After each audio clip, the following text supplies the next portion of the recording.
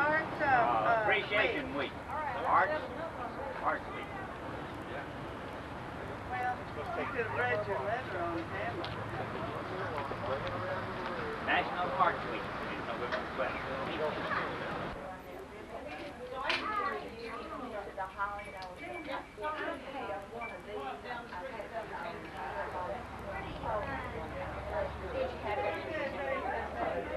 I'm going to sign Pat Jones's name. She couldn't be here, but she'll want her name on this reference.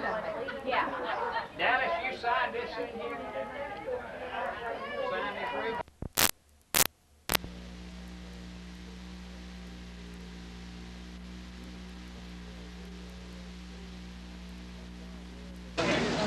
It's a great pleasure today to cut the ribbon on the Homestead store that's owned and operated by Linda Alford. Wait just a minute. Here, get right in there. This is a beautiful store. Everybody in Pittsburgh and the surrounding counties should visit the store and see how many different items that they have. I was amazed at how many items that the store has in this limited space. So we wish them complete success in their new undertaking. Thank you.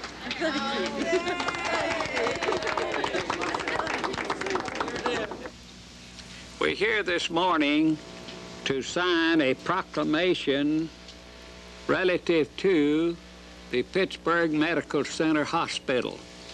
And I'll have Judge Hawkins read the proclamation.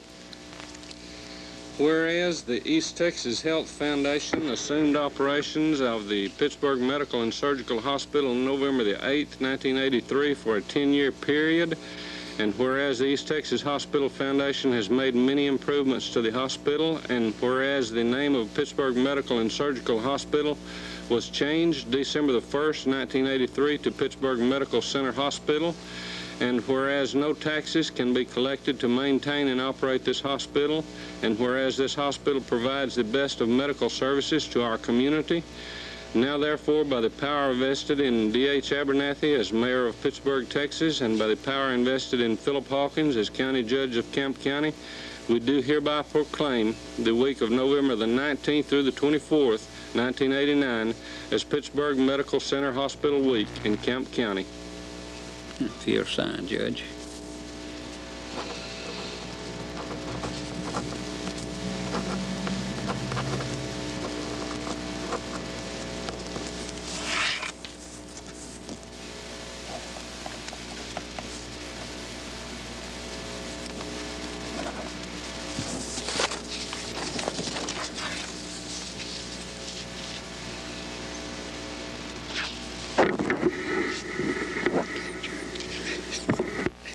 We're exceptionally proud to be honored in such a way by Mayor Abernathy and Judge Hawkins. We're equally proud to be a member of the Pittsburgh community. We try to be good citizens, and we try to be provide the very highest quality health care, and we try to use the most caring techniques that we know how to do. One of the things that we do provide to Pittsburgh is we provide 110 jobs to the Pittsburgh Kemp County area, and we provide a payroll of $1,600,000 a year. And we do this without any access to any tax money. And I think that's one thing that we're very proud of. We're proud to be a member of the community, and thank you both very much for this honor. More than welcome.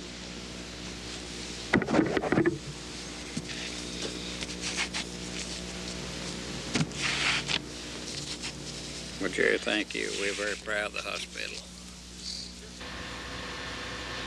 McAllister Fence and Construction Company in Pittsburgh and Mount Pleasant. All types of fencing, and also ask us about our special on flagpoles. Here's Terry McAllister. Okay, we can get several different styles. The one that's behind us here is an all-aluminum pole. It's a one-piece. We also, of course, can make it out of your galvanized product or aluminum pipe. Prices vary, of course, as to what heights, what sizes that you want, and what accessories that you'd like to have with your flagpole. Anchoring them, we can get wall mounts. Different varieties of flagpoles are available. For more information in Pittsburg, call 856-6382. In Mount Pleasant, call 572-3391. And remember, we are your headquarters for all types of fencing need and construction and dirt work, too. That's McAllister Fence and Construction Incorporated. Again, in Pittsburg, 856-6382. Mount Pleasant, 572-3391. A proud sponsor of Pittsburg Notebook. Robert Rogers, president of First State Bank, Pittsburg, Texas, and the officers and employees conduct business as usual during bank expansion, which should be completed by late spring next year. The bank has been enlarged 4 times in 78 years, and bank assets have increased 4-fold in the last 10 years. President Robert Rogers assures old customers and new friends that First State Bank will continue to provide complete personal service during construction at the main bank lobby and at the drive-in windows, with continued emphasis on personal service and customer convenience. Pittsburg First State Bank, member of FDIC.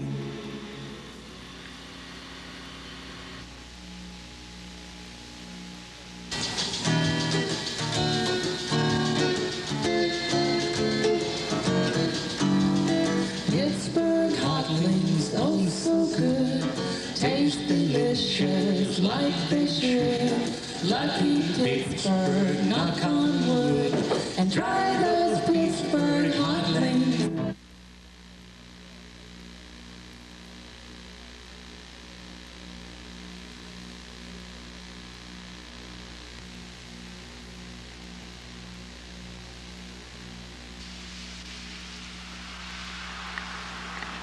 Welcome to the Pittsburg Notebook. I'm Dallas Baker, and we're in downtown Pittsburgh in front of the Pittsburg Medical Center. Pittsburg Medical Center is a part of the East Texas Hospital Foundation. And with me here is the administrator, Jerry Massey, and the assistant administrator and director of nurses, Judy Yarbrough. In this occasion, where we're planning to show many of the aspects of the Pittsburg Medical Center, comes about because, first, the hospital has been here a little over 49 years. Judy, by the way, was born in this hospital, and she's operating right in her birthplace. Jerry has been here a year.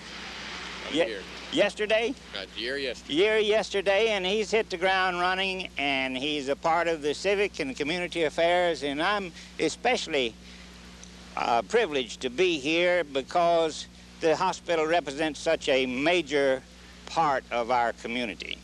And I'll ask Jerry to tell us a little bit about the hospital and Hospital Appreciation Week, which I understand is coming up Thanksgiving week, and will be proclaimed by the mayor and the county judge on Monday, the 13th of November at 10 o'clock at the City Hall. Jerry, tell us a little bit about the hospital and what you're involved in now. Well, first of all, we're very proud to be part of the Pittsburgh community. We're proud to provide health service for the Pittsburgh and surrounding areas. Pittsburgh Medical Center is a 50-bed general acute care hospital. We provide a full range of medical services, and we've added several services in the past year, including a full-body CT scanner and a mammography unit, which I'm sure we'll be seeing at some point. We want to be part of the community. We want to help people in the community to have better health care and to take care of their illnesses when they occur. Jerry, let me say why I was real anxious to come and visit with you now and with the hospital several years in the past. You know, 2 or 3 years ago, the Hospital of the Pines went out of business. And that directed my attention to this place here and the fact that it operates in such a manner to the community without taxpayer support, and we have professional medical service right here, and I was particularly appreciative of it, and I appreciate you allowing me to come and get the community more aware of the fact that we need to support this hospital. Well, we appreciate that. We do operate without taxpayer support. We're an affiliate hospital of the East Texas Hospital Foundation, which is a group of hospitals headquartered out of Tyler, Texas. In addition, the foundation includes 23 affiliated healthcare companies, and we have the total expertise of the entire foundation to call upon on anything that we need. And that's a big advantage for a rural hospital, and it's a big advantage for us, and it's one of the reasons that we can operate profitably without having to have taxpayer money. And it's certainly an advantage to us when we can get to the hospital and get good medical care within 5 or 10 minutes rather than an hour or so with other kinds of transportation. You bet it does. When you're in a medical emergency, seconds count. And also you have access to a live flight helicopter that comes in here on a moment's notice to take people somewhere else. Yes, sir, we do. We have Air One, which is located at Medical Center Hospital at Tyler. And we can call them, and they can be here in about 10 minutes. And you see, I'm sort of boosting Air yeah, One. That's right. I always wear my pen. And it's there. We in fact, do call them several times a month. And we, in addition to doing all the other things, we're getting ready to build a helicopter pad in the back of the hospital. Next time they're up here, if we have the camera, I'd like to be able to show that to the You bet. community. We can do that. Judy, you come home to where you were born. Oh, yes. And I know from talking to you before that you were born here, went to Pittsburg High School, you graduated from Paris Junior College and got your registered nursing diploma, degree, yes. Whatever that's called, and that you've been a director of nursing in Sulphur Springs and Mount Vernon and came over here, and now you're not only a director of nursing, but assistant administrator. That's right. Tell us something about this hospital and how it feels to be working in the place where you were born. Well, it was very nice to come back home. I'd been away from Pittsburgh for a number of years, and in my age group, there's a lot of us that are coming back to Pittsburgh, and we're just real enthusiastic about living here again, raising our children here. I was lucky enough that both my daughters finished high school here, and you can't find a bigger supporter of Pittsburgh and Kemp County than me. Well, I'm a big supporter of the hospital, as you know, and we're going to take a break now and move inside and take some pictures and get an explanation of some of the equipment, the mammography equipment and the CAT scanner, and they'll tell us a little bit about how they work. And then when we go in a lab too. They've got computerized lab testing equipment in there. Correct. We'll do that, and then after that we'll do something in the Sunshine Center. But for now, we'll be right back.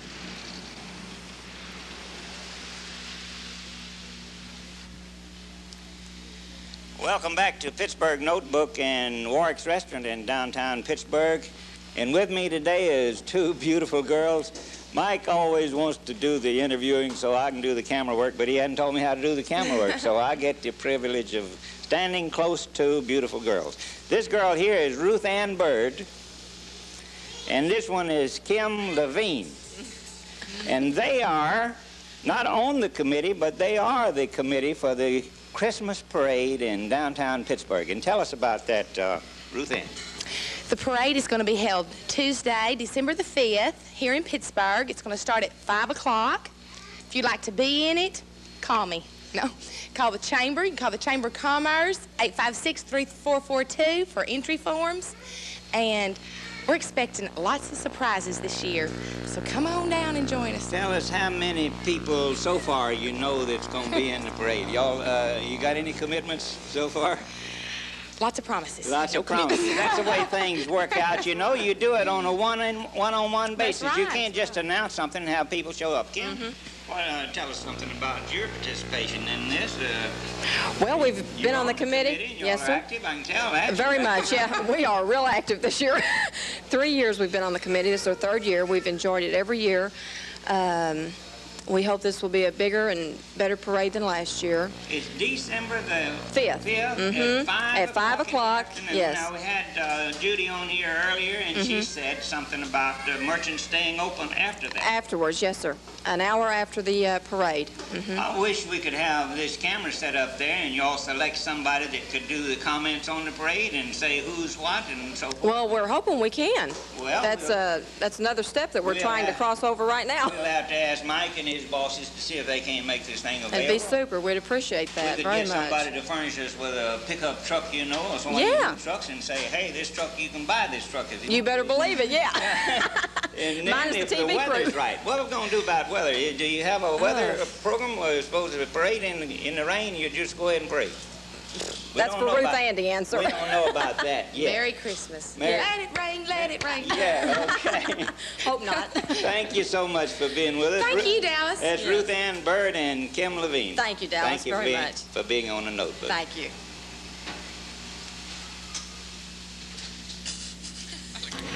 The officers and employees of First State Bank in Pittsburg, Texas, continue to provide complete personal service during the bank construction program.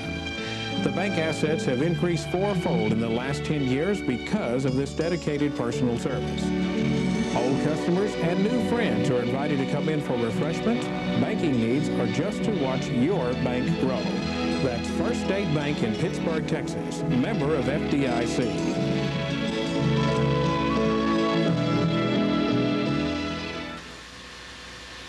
McAllister Fence and Construction Company in Pittsburg and Mount Pleasant. All types of fencing, and also ask us about our special on flagpoles. Here's Terry McAllister.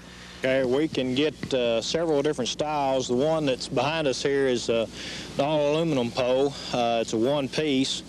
We also, of course, can make it out of your galvanized product or aluminum pipe. Prices vary, of course, as to what heights, what sizes that you want, and what accessories that you'd like to have with your flagpole. Anchoring them, we can get wall mounts. Different varieties of flagpoles are available. For more information in Pittsburg, call 856-6382. In Mount Pleasant, call 572-3391. And remember, we are your headquarters for all types of fencing need and construction and dirt work, too. That's McAllister Fence and Construction Incorporated. Again, in Pittsburg, 856-6382. Mount Pleasant, 572-3391. A proud sponsor of Pittsburg Notebook. Warwick's Restaurant in Pittsburg, featuring some of the finest eating in East Texas. But don't take our word for it. Ask one of our customers. My name is David Rash. I do eat here pretty often. They have several different types of foods I enjoy. They always have a good fish dinner on the Friday here, and my friend and I, he's not with me right now, but we always come on Fridays so we can have the fish special. Other days, too, I eat just the fish plainly alone, small fry order. It's real good and real tasty fish. I enjoy fish a whole lot. And it's just real quiet and comforting in here. And when you're taking your break from being off at work a few minutes there, it's real comforting and lets you get relaxed, and then you can get back to work and do a good job there. I enjoy it up here a great deal. They're real friendly, real nice, and I just like it in here a great deal. Yes, come see why other folks just like you are finding out the delicious menu at Warwick's Restaurant, 142 West Marshall in Pittsburg, Texas, owned and operated by the Warwick's family. From our family to yours.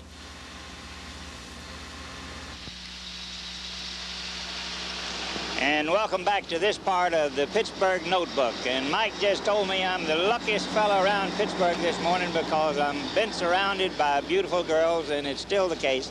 I'm here on Greer Boulevard in front of the hair company.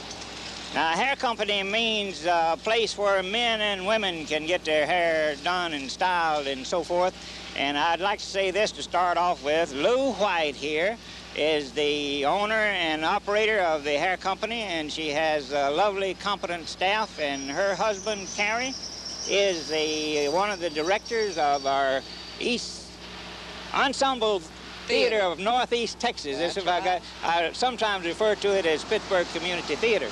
Now we also have with us Ann Reeves here, who put this whole thing together about having the theater in Pittsburg, and we've had 2 or 3 shows, 2 or 3 productions, and I'll ask her to talk a little bit about that. But first, Lou, you and Carrie have been involved in community and civic projects since we've been here, and you've always been counted on. He does marvelous work in cabinets in there. When you visit this beauty salon, am I saying it right? When you visit this beauty salon, you'll see cabinets and places where you do your fingernails and so forth, manicure, one of manicure places, and he does tremendous work. And he's also come over here and done some very nice work in the theater. Lou, tell us a little bit about the beauty shop business here and how long you've been here and where you're from. Lou, whatever you'd like to say about it.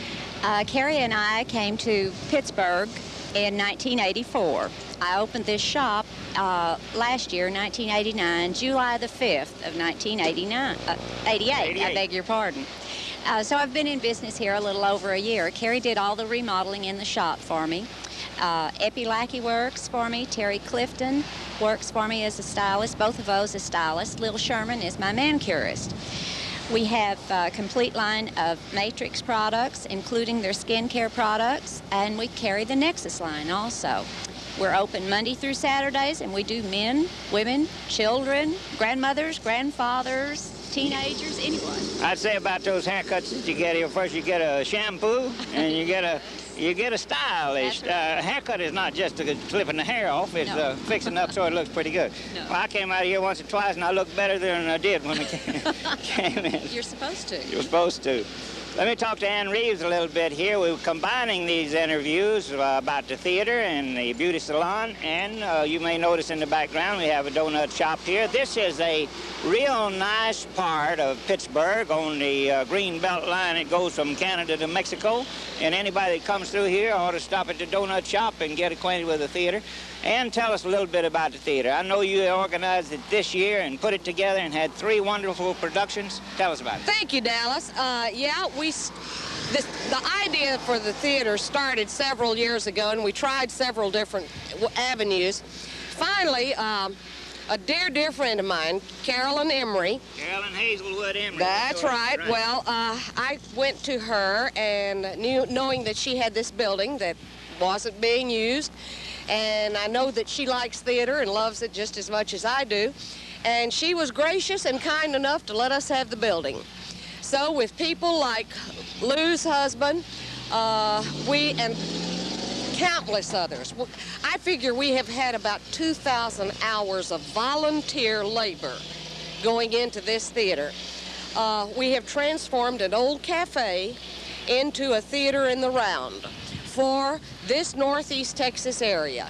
And it is for the area. We have had people involved from Naples, Texarkana, Winsboro, Mount Pleasant, just all around. And our people, our audiences come from all around. We've had Longview, we've had Henderson, we've had Mount Vernon, had really good response from Mount Vernon. Just everybody, it's for the area. When you get response from Mount Vernon, you're doing real well, right?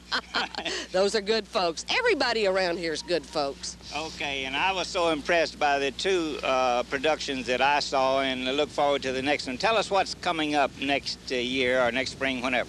Okay, well, now our season at the present is just a summer season, and it will be, this next year, we will have May, June, July, and August, a show each month. But now we're going to bring in a show, hopefully this November. There's a group at Naples that has done a show, and we've been talking with them about them coming over and doing their production in our theater. And so we may have a special show for our membership at that time. Then at Christmas, we're going to do a Christmas show. This is a musical which I wrote a number of years ago for children, and I pulled it out and have rewritten and added some more music to it, and so we're going to try and do that for Christmas. You're the director and writer and producer and manager and whatever. General flunky.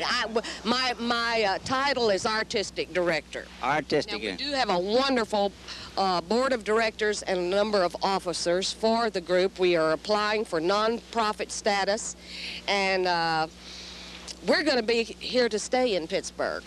I know that it's been enjoyable for me, and it's a miracle that we've got such talent and such professionalism right here in our town. Great talent. We're going to take a little break here now. Thank you, Lou, for being with us. We're going to take a little break, and then we're going inside the theater so we can see the theater and around. And thank you so much for being with us.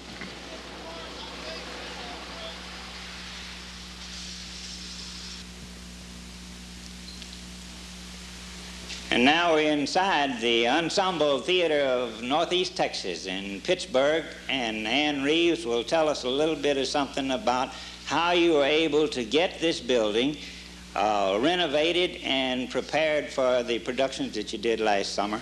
And let me say, we were just talking before we went on, this looks like a room about 32 by 40 feet. And of course, we're right in the middle of the stage in the round, and of course there'll be chairs all around this area where we're standing now. Now go ahead with it. Well, how we got all of this done was a lot of begging and pleading. No, people in town were just gracious and charming about donating things and donating their time. For instance, all of the light work, all of this duct work that in the theater, every bit of that was done by the mayor. And all of the electrical work was done by the mayor and one of his helpers. And Lord, the work hours they put in. Carrie White built all of the platforms. Several of us came in and we got carpet donated from 2 different sources, and we covered the carpet. Can you name the sources? Well, one was a home. Dr. and Ms. Welch were taking the carpet out of their house, and it was in good condition, so they gave us their carpet, and then Sonny Smith's furniture store gave us carpet. Oh, that's great. And that was brand new. It was just great. And we had so many people donate things. Then the Camp County Building Supply gave us we had to have a lot of paint and a lot of wood, and they gave us a real good price on this. And just so many people, you know, I couldn't begin to name the people that have been here and painted. They might come in for 30 minutes, might come in for 2 or 3 hours, but they did that, and everybody had a part in it. And that's what makes it so great. And now the building is acceptable and ready for more productions, and you probably still have some other things that you need, people, supplies, materials, and let's get a plug in for that for next time. Well, our most pressing need is to get the roof fixed. And we've got a couple of good leaks in this place that we do really need to get. We need a volunteer roofer or so, and need someone to furnish the material and like that. We need that, and we need chairs. Now, we borrowed the chairs from the Chamber of Commerce. They were gracious enough to let us use them, but we would like to have chairs of our own and possibly have some that are padded, because... So you wouldn't have to move in and move out, and we sit here an hour or two, we wouldn't have to get up and stretch so much. That's exactly right. That's exactly right. Tell us about the productions that we had this last time. I saw the last 2, and it was so impressive, but tell us what you did in that and who directed and so forth. Okay, we opened the season with The Fantastics, which was done in conjunction with the college. This was a tremendously good show and was very well accepted by the audience. Our next show was a production of The Prisoner of 2nd Avenue, and this was directed by Libby Crawford from Mount Pleasant, who is also the president of our group, and featured a talent from all around. Tell us a couple of those people that were in that. I hate to name names and leave somebody out, but all of them were impressive. Well, Harvey Ham. Did a marvelous job. Yeah, and Doylene Young from Mount Pleasant. Absolutely. Played his wife, and just people from all around. In fact, after I got through seeing that, I was sorry that it wasn't going on and on and on, so we could tell people about it and get more people to come see it. Now, we can seat how many, 60, 80 people here? Depending upon the configuration which you use, you can seat anywhere from about 70 to about 85. If we put in over in this area, chairs there, we can go up to 85. 70, 85 people would be lucky enough to be able to see these productions. And then the next musical I was really impressed with. Tell us a little about it. Well, that was a show I put together. It was entitled From Broadway, A Lot of Love. And what it was Broadway show tunes which deal with the subject of love. What causes a person to fall in love? How do they feel when they fall in love? What happens when love goes wrong? And everybody... Right, and then the wonderful duets that you have when the couple gets back together and everything ends happily. And I was so amazed at how well they did when the 4 men danced together and then 4 girls. The 3 men and 3 men. women. Well, I added one. Yeah. 3 men danced together and then the 3 girls danced together, and they did such a marvelous job singing and dancing at the same time. Now, I might do one thing at a time. Well, we were dealing with people that were of professional caliber. Absolutely. They might not have their equity cards, but they were all of professional caliber. I guarantee that. Yes. And we've got that caliber of talent in this area. That's what makes it so great. There are just really talented people here. Well, we're awfully privileged to have you here and doing all the work that you do and bring all your expertise from years gone by. We know most of the people that will see this will know what you've done through the years, and you can tell us a little bit about it, school or professional relationships and so forth. Do that. Well, gosh, the first time I was on stage was at age 2. And I'm age 54 now, so that tells you how long I've been doing going before. You're so young. Yes. But I have a master's degree in theater, bachelor's and master's in theater from the University of Texas, and I like to consider that I was there during the golden years when there were some really top people there, such as B. Iden Payne, who was probably the world's foremost Shakespearean authority, and I studied with him, as well as Lucy Barton, who wrote the book on costuming for the stage, and I just had really, really good instruction there. And I have taught theater. I have worked in community theater. I have worked in professional theater. I did the first dinner theater in Dallas that was ever done there. It was done at Brookhaven Country Club. So hey, Rick, we could have dinner theater right here in we hope to do that. What we'll have to do is have to go over at Warwick's and have it. Well, we could do that. We hope to fix up this area outside and maybe have picnics out there. We might have a brown bag. Have a picnic theater. Yeah. Yeah, okay. Al fresco, or have a brown bag theater. There are lots of different possibilities that we hope to do here in the future. We're privileged to have you here in Pittsburg, and thank you for taking time out to come out here and be with us on this interview. And give us a closing comment if you got something. If you love theater, come visit us. Okay. We're going to try and satisfy you. God bless you, and thank you. Thank you, Dallas. Thank you so much for being with us. Appreciate it.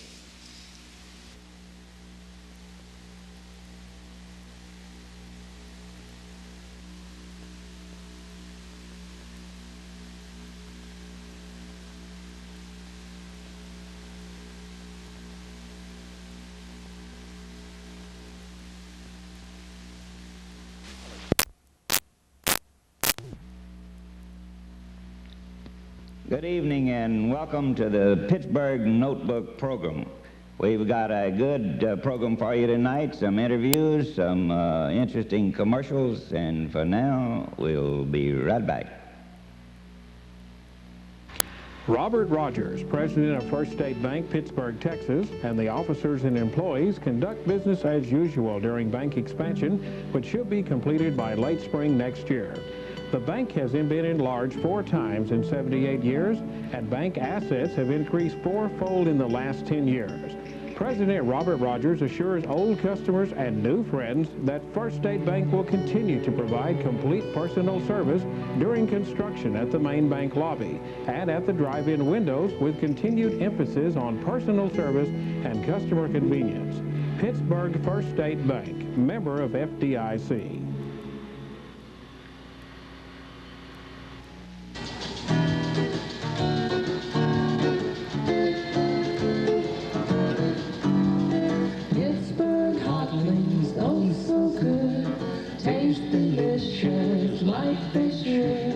Lucky Pittsburg, knock on wood, and try those Pittsburg hot wings.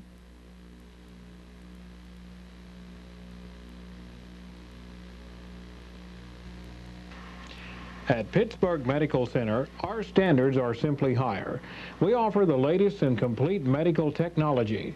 Our trained staff is ready to assist you in such areas as laboratory work on some of the very latest state-of-the-art equipment.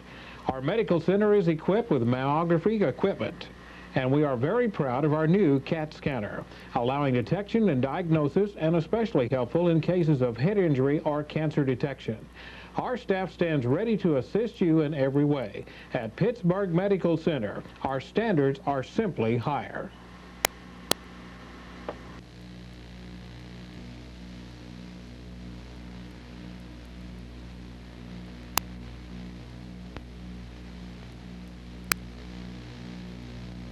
You're looking at the new 1990 GMC half-ton pickup. This is equipped with a 350 V8 motor, air and automatic. This comes in a beautiful crimson red and quicksilver color. Sid, you and Betty, I don't know whether you might like one of these in your second car, but they are great to drive and they're wonderful and comfortable. They get 19 miles per gallon and they're very, very durable. We invite all of our folks to come by and look and drive at our 1990 GMC lineup. Thank you very much. Welcome to the Pittsburg Notebook, and with me tonight is Linda Grundish from the Spirit of Pittsburg, and we'll see another number tonight, and I guess I could say this may be my favorite number in the whole Spirit of Pittsburg. And tell us about these watermelon scenes. Well, Dallas, we always try to salute some industry in our show, and this year it was watermelons. Our farmer is played by Jerry French, who is playing Jerry French, as only Jerry French can do it. And he's having a problem with his crop of watermelons this year. They all seem to be wiggling and giggling, and he just doesn't know what to do about it. Let's take a look at those wiggling, giggling watermelons, and let's specifically look at those that are already sliced up.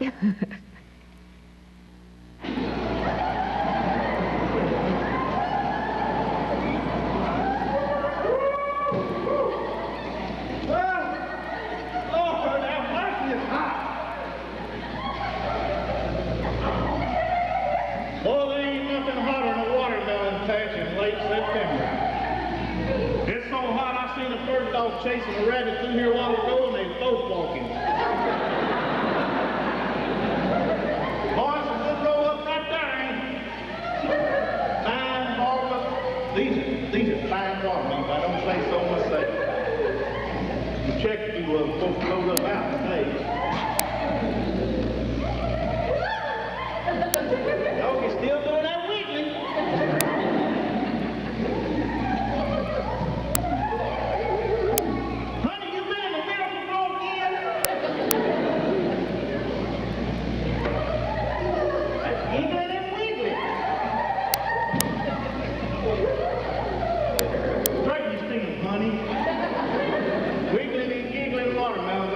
Nothing like it. Ain't one thing for me to do. Go look up my old good friend Willie Dunlap, cut his dick. World champion, the Mater farmers in the national finals last 3 years ago. Wiggling and giggling for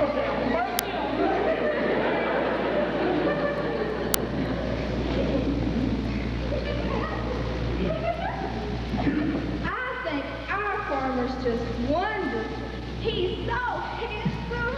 Ooh, and I just love it when he talks. I think we're the best melons in Hampton County.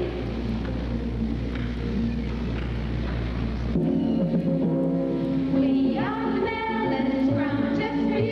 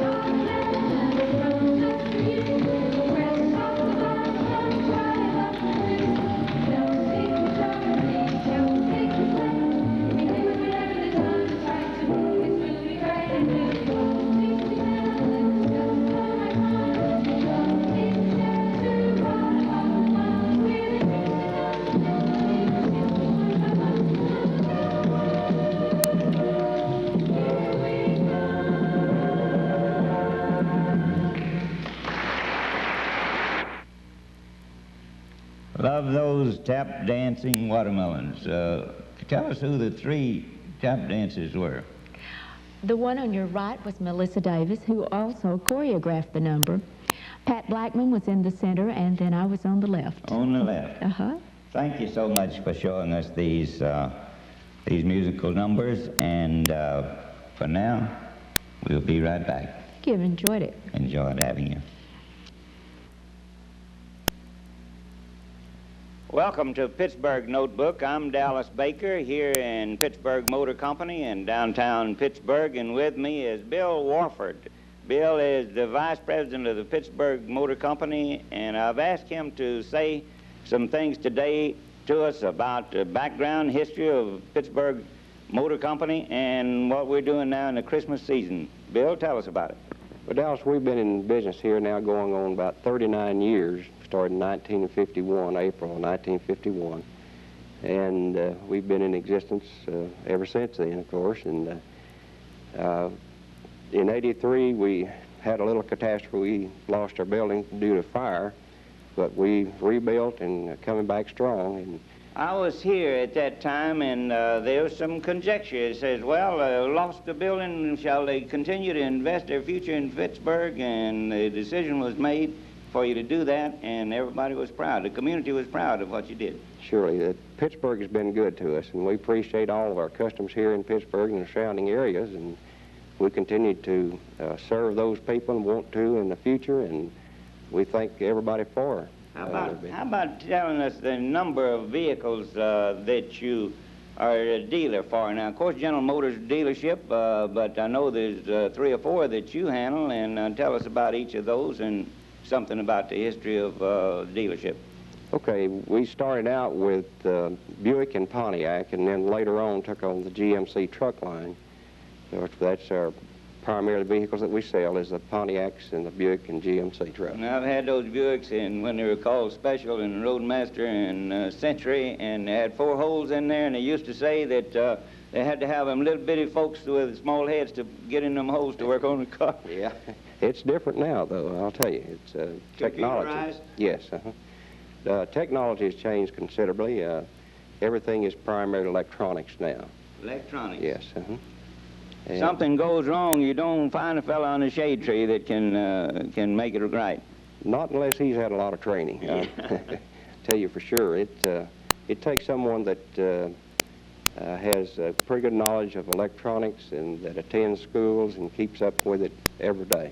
Well, your location here is outstanding, and your building is so impressive. And tell us a little bit about your family background and like that. I know we're going to have some of them come out here in the next segment, and but tell us about your background, training, experience, education, whatever you want to. How'd you get into the automobile business?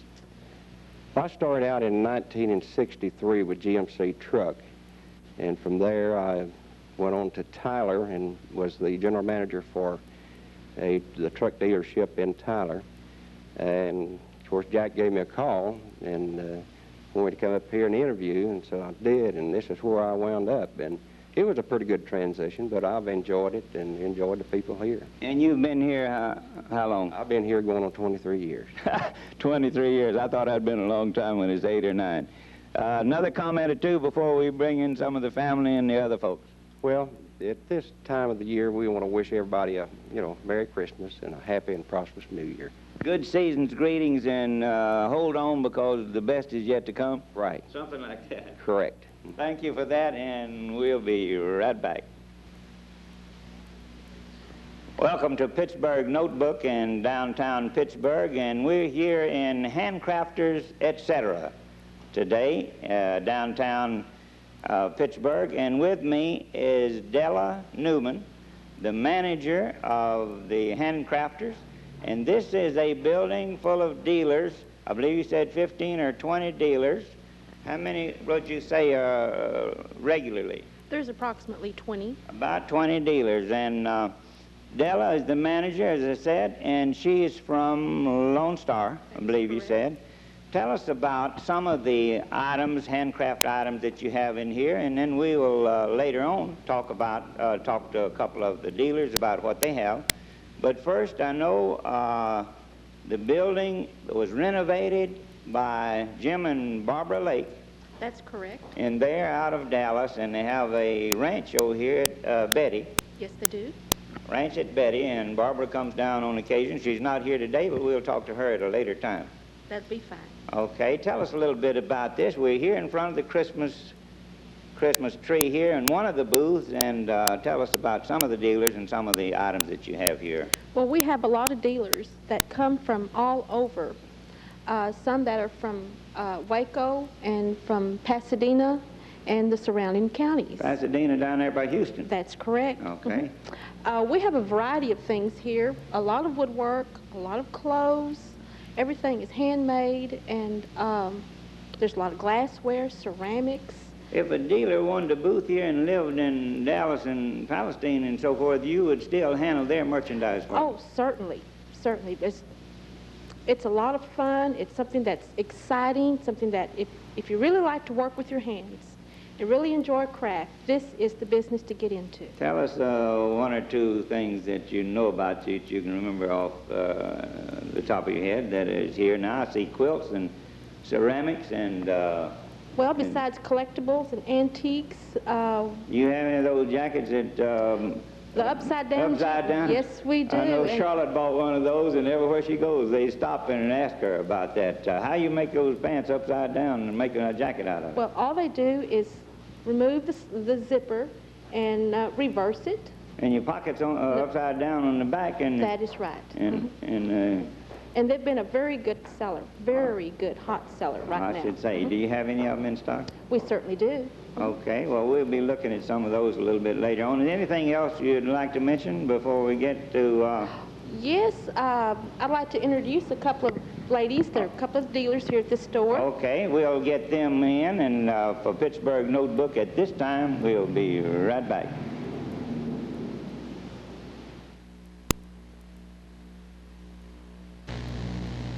And we're here in downtown Pittsburgh in the First State Bank, and I've asked the officers and some of the employees to extend Christmas and season's greetings, and without further comment, we'll ask the officers now to extend the Christmas greetings to you. Hi, I'm Jerry Webster. I'd like to take this opportunity to thank you for your business during 1989. Look forward to seeing you in 1990. Thank you. I'm Edward Russell. We appreciate you folks, and we just hope you come out and be with us. And after this is my 36th Christmas with First State Bank, I'm looking forward to bigger and better times, even though I'm getting to be an old man. But we appreciate your business. Thank you. Hi, I'm Bruce Harwell, Vice President, First State Bank. We'd like to take this opportunity to invite y'all all out to our wassail, and we'll be checking with you later on the notebook and letting you know when it is. Merry Christmas to all of you. And thank you very much to all the officers and employees of the First State Bank, and for the Pittsburgh Notebook, we'll be right back.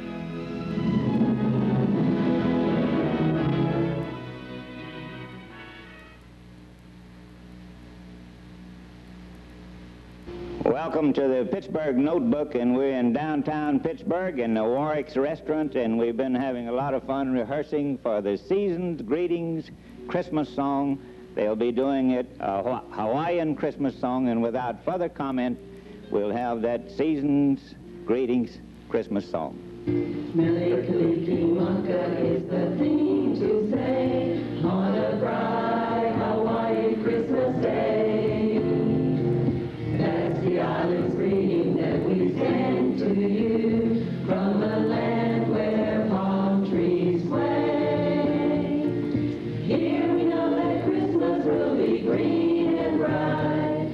The sun shines by day and all the stars at night.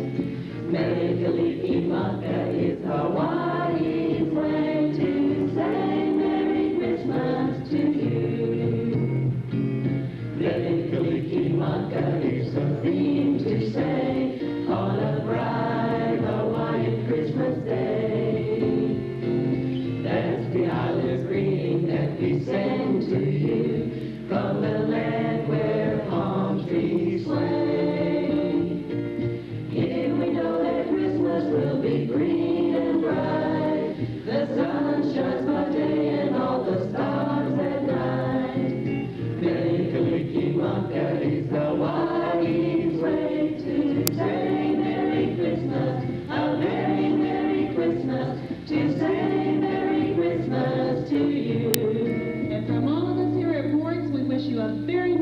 Christmas and a Happy New Year. Merry Christmas.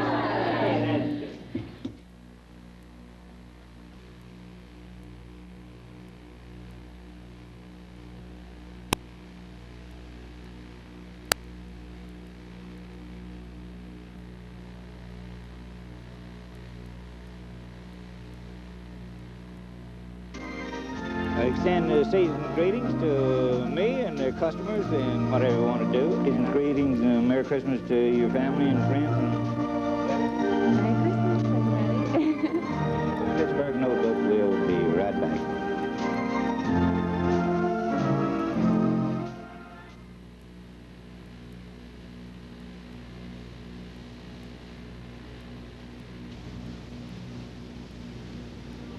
Welcome back to Pittsburgh Notebook here in Pittsburgh Motor Company, and the owners, supervisors, employees, sales managers are gathered here with me, and I've asked them to come in this segment to extend season's greetings to the public in Pittsburgh and the surrounding community.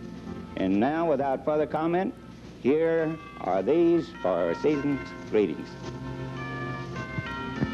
I'm Bill Warford, Vice President, Pittsburgh Motor Company. I want to wish each and every one of you a Merry Christmas and a happy and a prosperous New Year's. And I'd like to introduce you to our sales force. I'm Murray Maddox, and I'd like to wish everyone a very happy and prosperous season. And all of us in the sales department are very happy to be of help to you. I'd like to introduce Leon Philpott. I'm Leon Philpott, and certainly want to wish everyone a Merry Christmas and a Happy New Year, and would like to extend our thanks to our customers throughout the past year. We're looking forward to a prosperous new year, and we invite everyone to come in and see our new lineup of cars and trucks.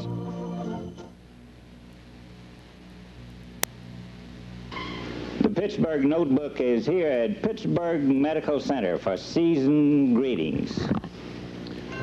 I'm Jerry Massey, Administrator of Pittsburgh Medical Center, with our Chief of Staff, Dr. George Fuller, and our Director of Nursing, Judy Yarbrough. And we would like to extend holiday greetings to each and every family in the TV viewing area, and we wish all of you a very Merry Christmas. I'm Dr. George Fuller, Chief of Staff, Pittsburgh Medical Center, and I wish to extend to all of you a happy and safe holiday season on the behalf of our medical staff. I'm Judy Yarbrough, Assistant Administrator and Director of Nurses, and I'd like to wish all of you a safe and healthy, happy holiday season from the nurses and the rest of the employees at Pittsburgh Medical Center. Welcome back to the Pittsburgh Notebook, and we're here at the McAllister Fence and Construction Company with Terry McAllister. And Terry, I kind of insisted that you break up your day so I could come by. I'm asking all the sponsors of the Pittsburgh Notebook to extend the season greetings to me and the customers and whatever you want to do. And I specifically wanted to come back to talk with you because, you know, we talked about flagpoles a long time, and we got about 6 firm customers, and you've been so busy you hadn't been able to get to it. And God bless you. I'm glad you're I'm glad you're busy, but you know, we've been thinking about Christmas, Thanksgiving, and everything else but that. But anyway, tell us a little bit about what you're doing in the fence and construction business.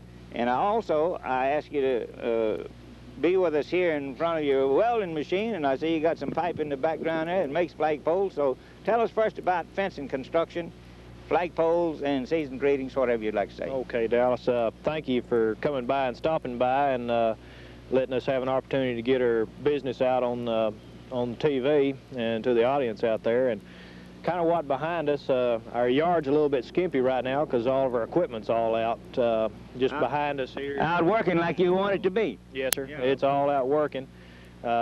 Just happens to be just one of our small welders that we have. It just happens to be here in the yard today. To our background, of course, is different sizes of pipe and related to our fencing operations. And as far as the flagpoles, we would be using some of this back here, some of the 2-inch stock which we have in supply. The hardware, the flagpole hardware, the halyard and the gold ball top such as that still has to be ordered, or it is on order. I have a few of them on order anyway, to kind of get something in here so some folks can see a little bit more about it. You've indicated to me that you're going to put your own up as soon as you get a chance to get to it, and then that way we can say, would you like to have one like this one? Yeah, we're going to go ahead with one similar like we put down at your place. I prefer that at a business location like ours, one a little bit taller, a little bit heavier duty, or heavier in appearance. That one down there is an aluminum pole where these... And it's good looking, and y'all made it stand up straight, and I appreciate that.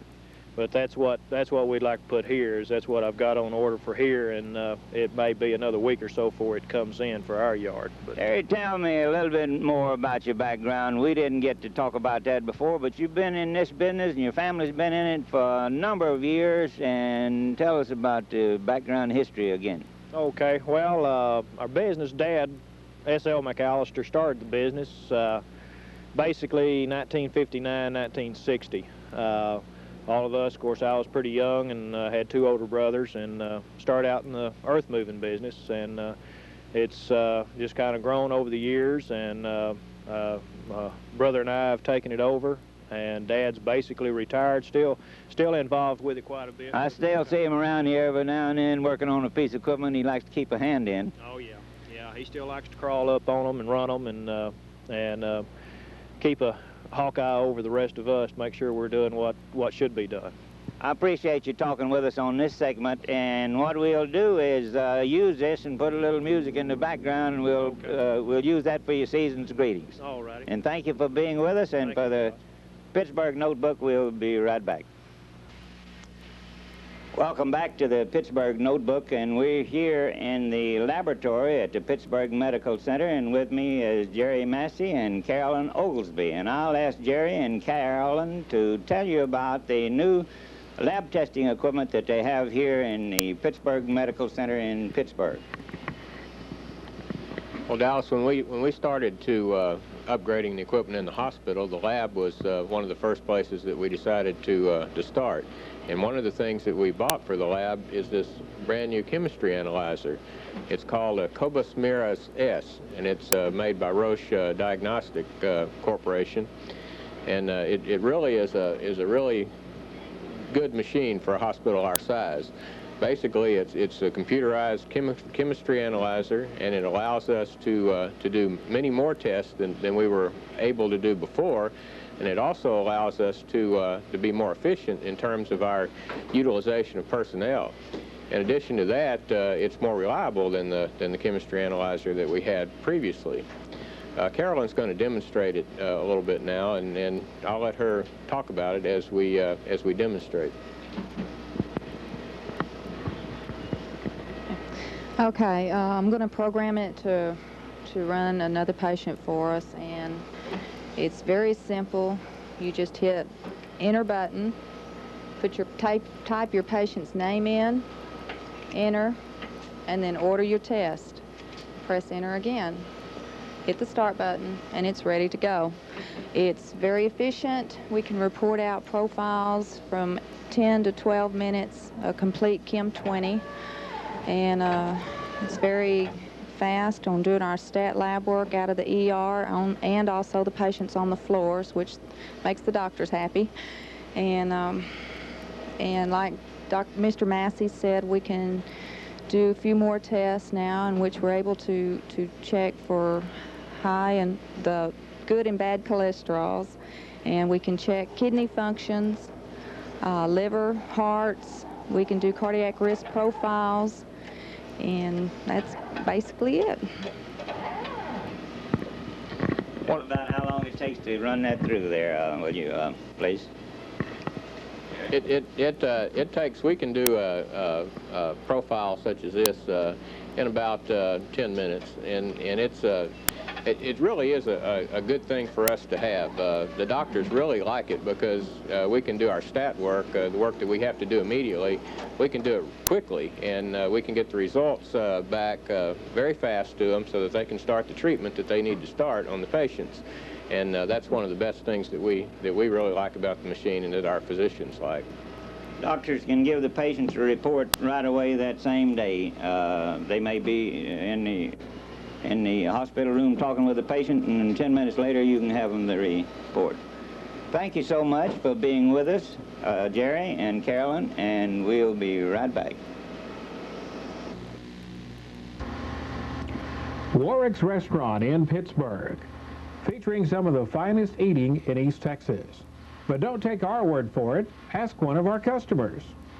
My name is David Rash. I do eat here pretty often. They have several different types of foods I enjoy. They always have a good fish dinner on the Friday here, and my friend and I, he's not with me right now, but we always come on Fridays so we can have the fish special.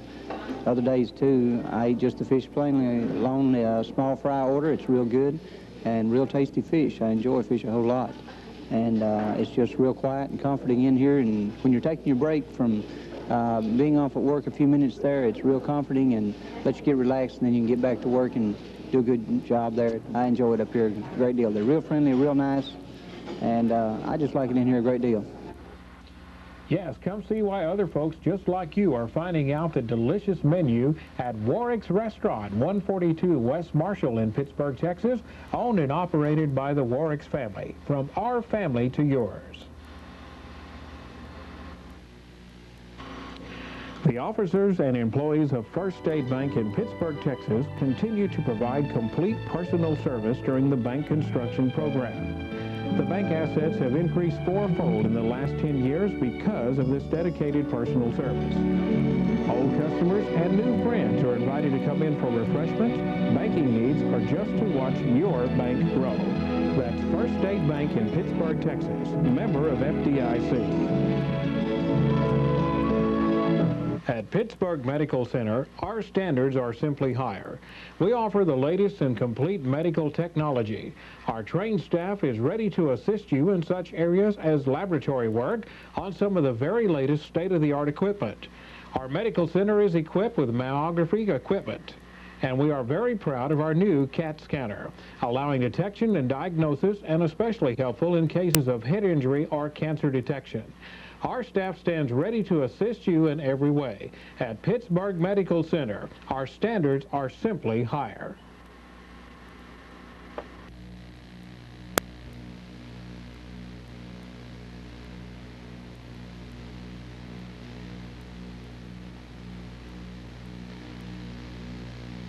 You're looking at the new 1990 GMC half-ton pickup. This is equipped with a 350 V8 motor, air and automatic. This comes in a beautiful crimson red and quicksilver color. Sid, you and Betty, I don't know whether you might like one of these in your second car, but they are great to drive and they're wonderful and comfortable. They get 19 miles per gallon and they're very, very durable. We invite all of our folks to come by and look and drive at our 1990 GMC lineup. Thank you very much. National Bank for the silent auction, and with me here are the two gentlemen who are sponsoring this silent auction, and I'll get each one of them to say hello to you and let them make a comment about the silent auction. And first we have Lanny Brenner. Well, thank you very much, Dallas. We just appreciate having everybody out tonight. We're delighted to be able to sponsor this event. Hope to do more of these kinds of things. It's been great fun for me. The employees are having a great time, and we're just grateful to Pilgrim's Pride for joining us and being a part of it, and it's just a good combination, having a lot of fun. It's certainly well attended, and they have plenty to eat and plenty of items to bid on, and you can tell the bidding in the background, and later on we're going to have some entertainment, but for right now let's talk to John Haid, who's representing Pilgrims as one of the sponsors. Right, Dallas, looks like the program's off to a real good start tonight, and it looks like it's going to be a real success. The organizers of this event are really to be commended for getting a lot of things to bid on. There's a good crowd, and of course a good place to have it here, and looks like it's really going to be an outstanding success. I'm real impressed with it, and you want to say anything about some of the organizers? I know Ginger's one of the big wheels in making this thing go. Well, I might not be able to go home tonight if I didn't say my wife was really involved in this. The main thing I've got to do is get past this interview and go buy some things and try to make the chamber some money. That's what we're here for, and we want to get at that pretty quick. We'll take a time later on to express appreciation for the workers that made this thing. Any final comments? Well, Dallas, I'd just like to compliment everybody on the job that they've done. We've got a wonderful community, and we at Pilgrims are very proud to be a part of that, and we're glad to be able to help sponsor the event. But we're proud of our Chamber of Commerce and our community, and we'd like to commend all the organizers of this in order that we've got the fine success that it's going to be. And I'm privileged to be a part of recording this for the Pittsburg Notebook, and for this segment, we'll be right back. And thank you for watching the Pittsburg Notebook tonight, and until next time, Geronimo.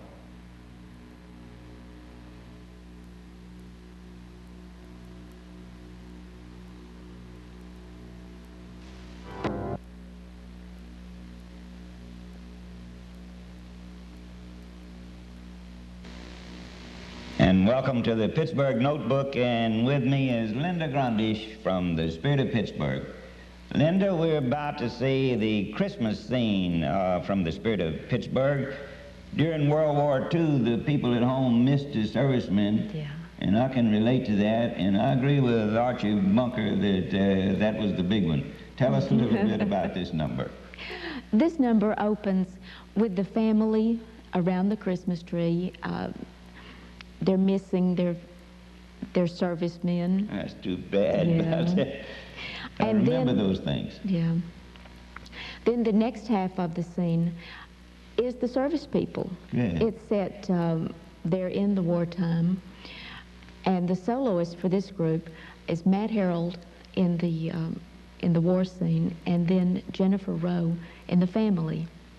And they all then culminate with everyone singing White Christmas. That's great. We'll make sure and try to show this before Christmas this year, and let's take a look at it.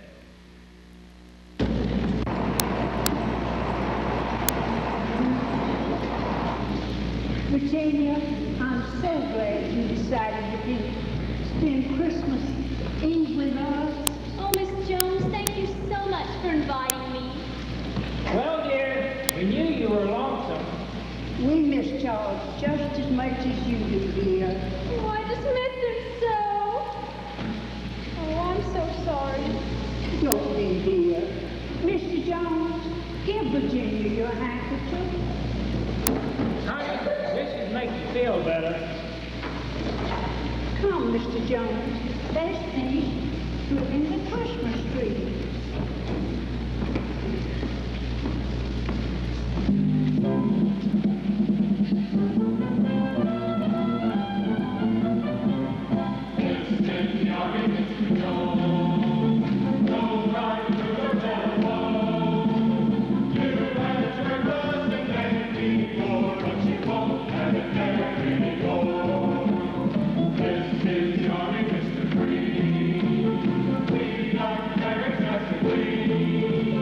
Here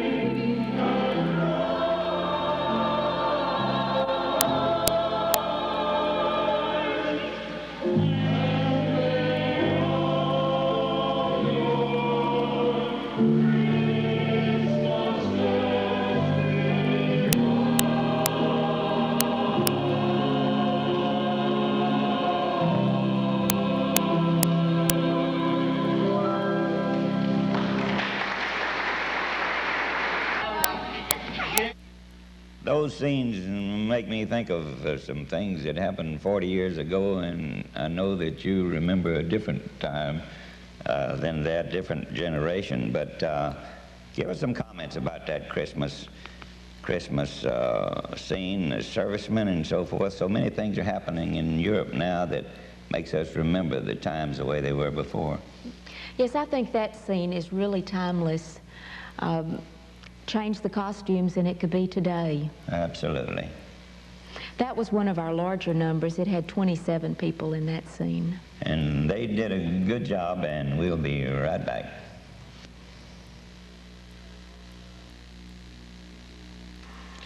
At Pittsburg Medical Center, our standards are simply higher.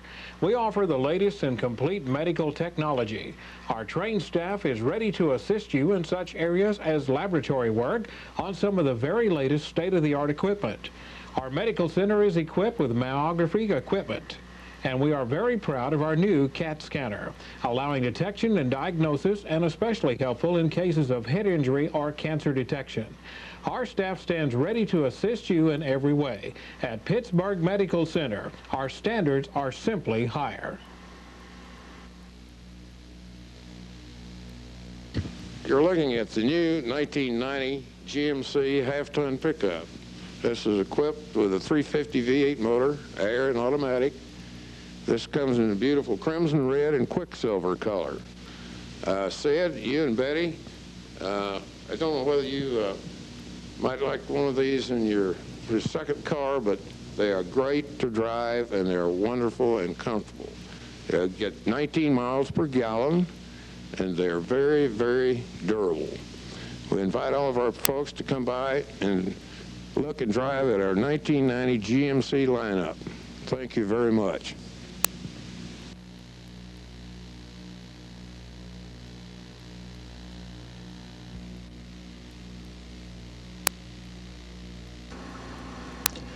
Come visit Handcrafters Etc., located in historic downtown Pittsburgh. We offer handmade items of all kinds, made by handcrafters from all over East Texas. Yes, if you enjoy handcrafted items, come see us, featuring items such as this beautiful handcrafted vest made from blue jean material. Store manager Della Newman says it all. We're very proud of our store. We also have extra spaces for leasing. So if you're craft-minded, we'd love to hear from you. Please give us a call.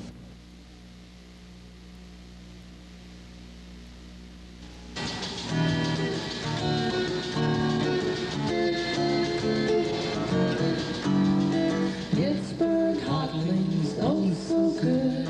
Taste delicious like they should. Lucky Pittsburgh, knock on wood. And try those Pittsburgh hot wings. Robert Rogers, president of First State Bank, Pittsburg, Texas, and the officers and employees conduct business as usual during bank expansion, which should be completed by late spring next year. The bank has been enlarged 4 times in 78 years, and bank assets have increased 4-fold in the last 10 years. President Robert Rogers assures old customers and new friends that First State Bank will continue to provide complete personal service during construction at the main bank lobby and at the drive-in windows, with continued emphasis on personal service and customer convenience. Pittsburg First State Bank, member of FDIC.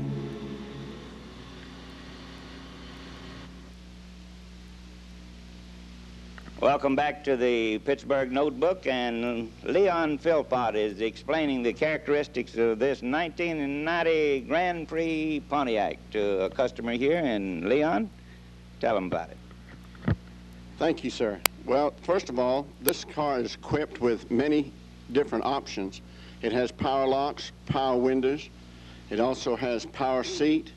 In addition, an additional option to this car, it has a 16-way individual front seat adjustments. It also has power mirrors, both the right and the left side. Also, other than the standard features, it also has the radio control in the stern wheel column, which we see right here. So this, in addition to the standard features of this car is fully equipped to meet any needs that one might have on the road today. Miss Mackey, I think you'd find that if you purchased this car, you would truly be driving in luxury with one of Pontiac's fine automobiles built today. Okay, Leon, tell us about the engine, what size engine and gas mileage and so forth. Now, the ladies might not ask you those questions, but what size engine and gas mileage and horsepower and things like that? Yes, and this one here has a V6 fuel-injected 3.3 engine. It has plenty of horsepower, plus it gives you in the mid-20s to low 30s in miles per gallon. Truly a fine automobile. It has the latest in styling. As you can see, it really would meet anyone's dream today. Thank you for that, and for Pittsburgh Notebook, we'll be right back. Welcome back to Pittsburgh Notebook, and Murray Maddox will tell us about the 1990 Buick Riviera. Murray? Thanks, Dallas. Betty, you and Sid, I invite you to take a look at the crowning jewel of the Buick lineup, the 1990 Buick Riviera. This comes in a beautiful pearlescent diamond white color. It has a remoteless key entry system, the leather interior, and it's truly an outstanding automobile. And we invite you and all the general public to come by and visit with us and look and drive the 1990 Buick Riviera. Would you like to say anything to anyone? Merry Christmas, Myrtle. Merry Christmas, Myrtle. Well, all right. Thank you very much, ladies. And thank you, and Merry Christmas to each one of you, and to each one that watches the Pittsburgh Notebook. Merry Christmas. We'll be right back. Welcome back to Pittsburgh Notebook, and now Della Newman will introduce one of the dealers here at Handcrafters, etc. Standing here with me is my assistant manager, Irene Collins, and she is quite famous for her ceramics, and especially her sleeping cat. Would you like to talk about it? I have done very well with my sleeping cats in ceramics. Also, in Handcrafters, I have an antique quilt display that I would like for everyone to come and look at. Thank you. Okay, we'll be showing that display. We'll do some more taping in some of the booths, and we'll be showing that. Stand by with us for just a moment, and for Pittsburgh Notebook, we'll be right back.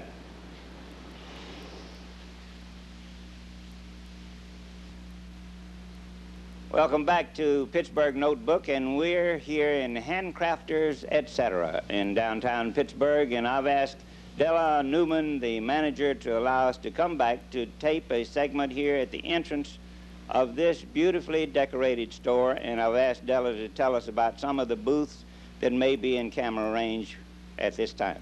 Dallas, I'm very proud to speak about our booths and our dealers. We have one here to my right that belongs to a lady from Hugh Springs by the name of Darlene. Right directly to my back is one also that belongs to Ruth Butcher from Leesburg. And upstairs is Ann Shoemate, Debbie Poe, and Brenda Wellborn, all from Dangerfield. And we're very proud to have them. We're very proud of our store. We also have extra spaces for leasing. So if you're craft-minded, we'd love to hear from you. Please give us a call. Now, what we said before about that, somebody out of town that's craft-minded that wants a booth here, then you take care of selling for them, and they would be required to come in on certain times. Is that right? That's correct. Just work one day a month. There's no commission taken out. Just give us a call. Well, thank you so much for that, and we'll ask the Mike at the camera to pan some of these booths that after we move out of the way. And but for now, for Pittsburgh Notebook, we'll be right back.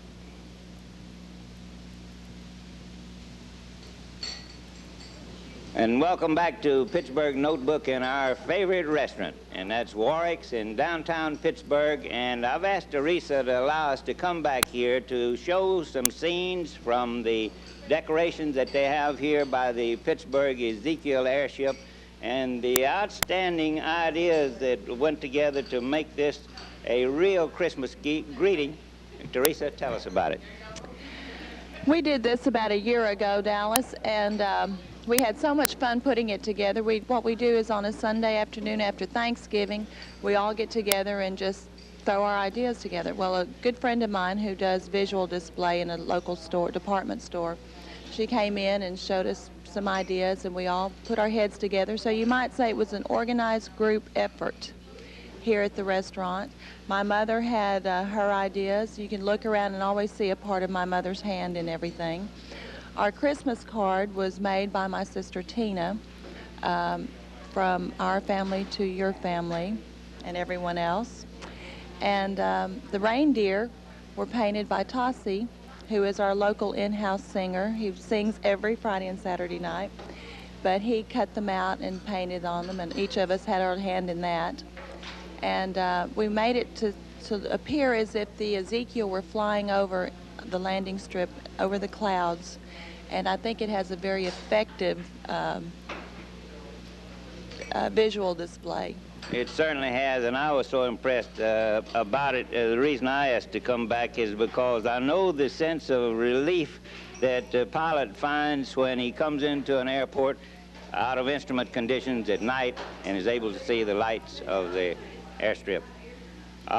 Any further comments about this? I'm going to ask the viewers to make sure and come by and take a look at this, because it is really delightful. And do you have any further comments before we close out this segment? Yes, I'd like to say we are very proud of our Christmas tree wonderland here, and we would like to invite everyone to come out and see it. You don't have to come in and eat, just come in and say Merry Christmas. And from us here at Warwick's, we wish you a Merry Christmas. And that is absolutely the way they operate. They always invite people that come by. You say, you don't have to come in and eat, just come and look at the airship. And certainly this visual display is something you ought to see for this Christmas. And for the Pittsburgh Notebook, we'll be right back. Thank you, Dallas. Thank you.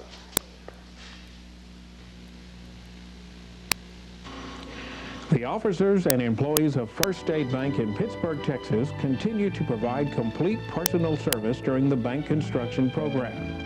The bank assets have increased fourfold in the last 10 years because of this dedicated personal service.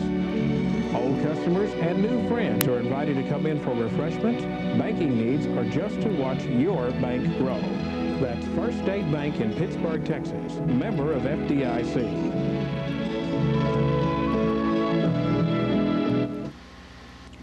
Warwick's Restaurant in Pittsburg, featuring some of the finest eating in East Texas. But don't take our word for it. Ask one of our customers. My name is David Rash. I do eat here pretty often. They have several different types of foods I enjoy. They always have a good fish dinner on the Friday here, and my friend and I, he's not with me right now, but we always come on Fridays so we can have the fish special. Other days too, I eat just the fish plainly alone, a small fry order. It's real good and real tasty fish. I enjoy fish a whole lot. And it's just real quiet and comforting in here, and when you're taking your break from being off at work a few minutes there, it's real comforting and lets you get relaxed, and then you can get back to work and do a good job there. I enjoy it up here a great deal. They're real friendly, real nice, and I just like it in here a great deal.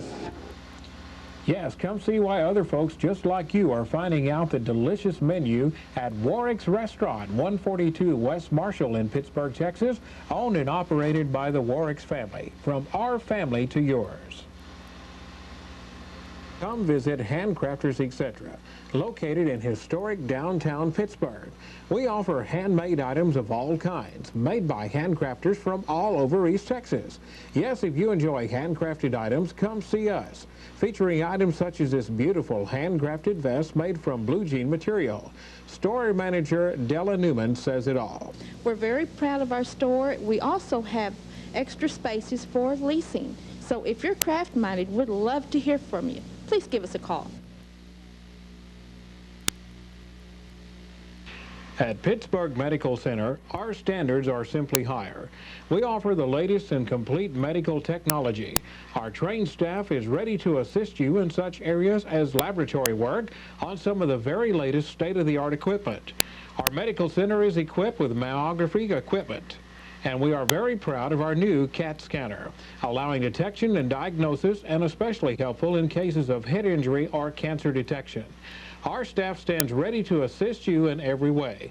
At Pittsburg Medical Center, our standards are simply higher. You're looking at the new 1990 GMC half-ton pickup. This is equipped with a 350 V8 motor, air and automatic. This comes in a beautiful crimson red and quicksilver color. Sid, you and Betty, I don't know whether you might like one of these in your second car, but they are great to drive and they're wonderful and comfortable.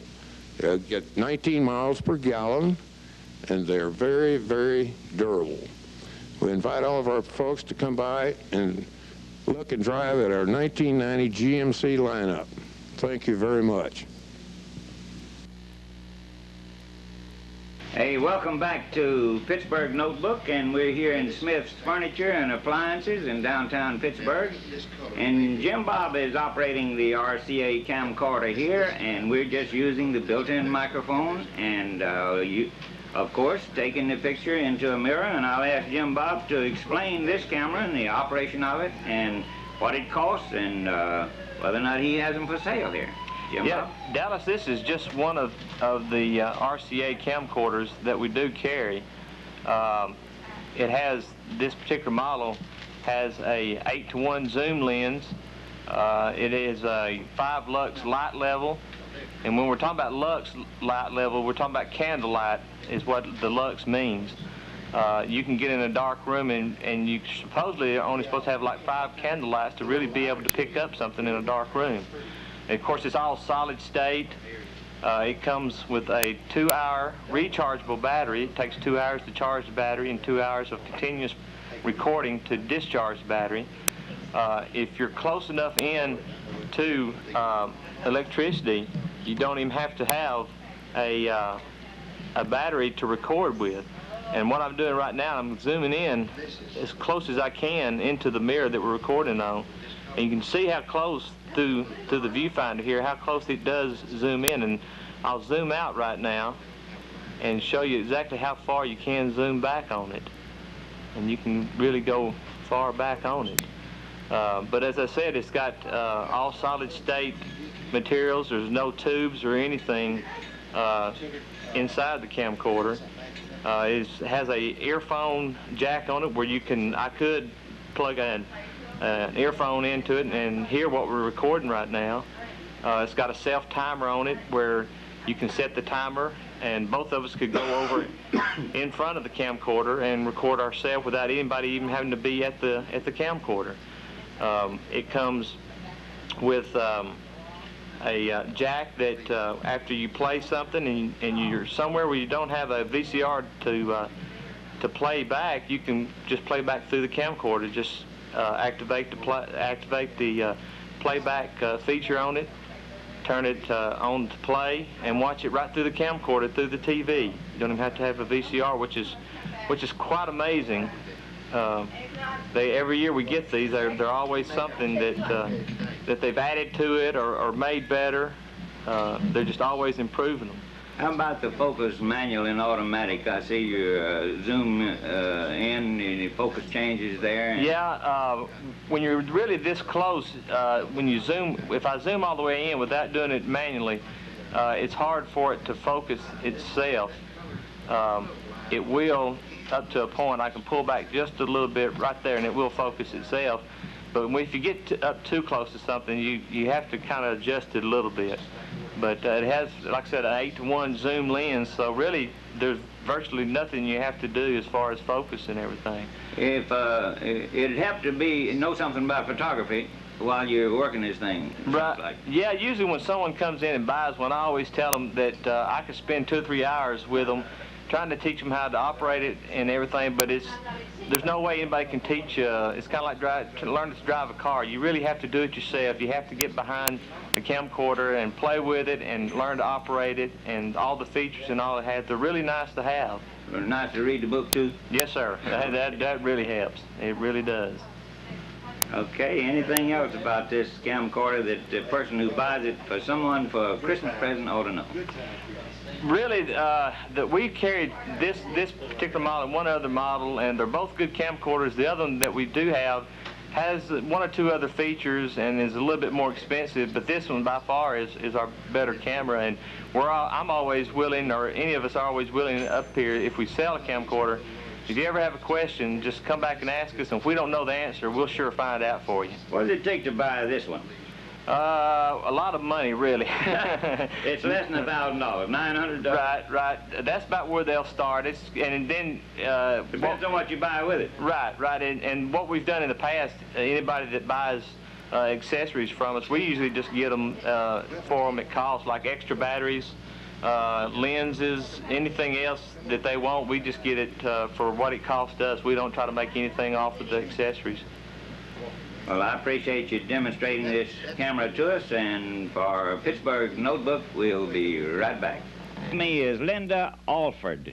She's the manager of the homestead, and the occasion for us being here is the Christmas candlelight open house. And she just told me we don't call it candlelight this time because it's during the afternoon and we may not have any candles burning. But I've asked Linda to tell us a little bit about the shop that she has here, the homestead, and what it involves, and I'll pass it now to Linda Alford, who's the owner, manager, and several other things. Thank you.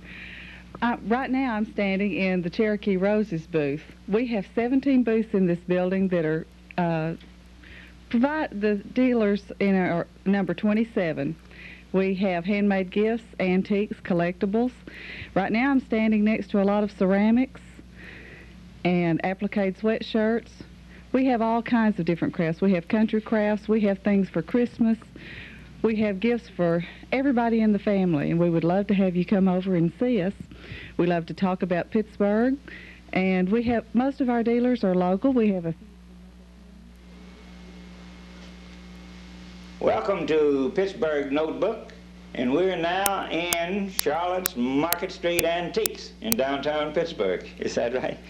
Okay, and I know about this place. This place used to be the gathering place. It used to be a nice restaurant, and then Charlotte took it over and made it into an antique shop. And the occasion for this interview is preparation for and during the Christmas open house. And I'm asking each of the merchants that I can get to tell us what they have for sale and about the open house. And Charlotte, tell us some of the things that you have here that you would like to comment on. As you know, I have mostly English antiques. I have English furniture. We've made several trips to England and bought. So that is what you see in the background. And then I try to get as many English things as far as pottery and china and silver pieces and things like that, small things. But I want to show you today some unusual things. Show us something that's unusual. All right. First of all, let me mention this bed here. This is a Mennonite little day bed. And this is out of pine. Now, this is what I heard, so don't... we don't guarantee anything in the antique business. But I was told that the Mennonite community has made a rule that they could no longer sell their furniture. So I feel fortunate to have this, whether they do or not. It's a wonderful piece. It could be used for a sofa. And I have put on there a little Southwest look on there. This we got when we were in England this last time, and it's called an apprentice table. It can be used as a little footstool, but this is what the apprentices, excuse me just a minute. Okay. The apprentices to the master makers. If an apprentice wants to get a job, he goes and shows them what he can do in miniature. No, Is that? actually, he apprentices to the cabinet maker. Oh, sorry, I missed. Works for him. But then to become, this is his test, and to become a cabinet maker, he does this. This is the second one exactly like this that I've had, and they make the same identical flower here in the middle, and the carving, the stool is exactly the same. However, this is called an apprentice table, and if he passes his test, then he's known as a cabinet maker. I see. And they go on from there to become master cabinet makers. Must have something else we're going to look at. Well, I hope so. This is for the man. Something for the man. That's Yes.